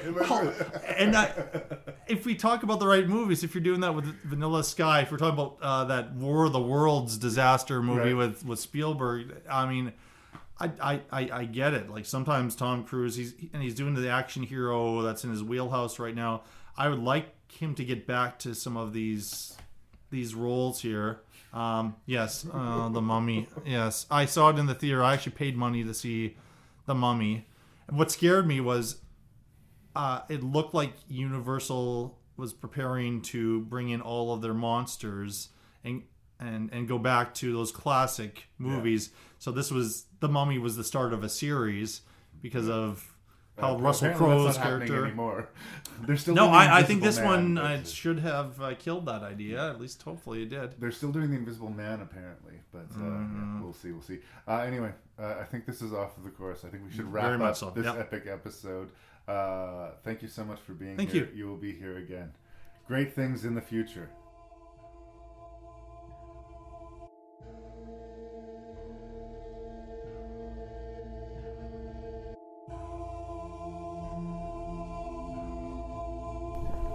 And there it was. Another episode bites the dust. How did we do? How would you rank these movies? Have you seen these movies?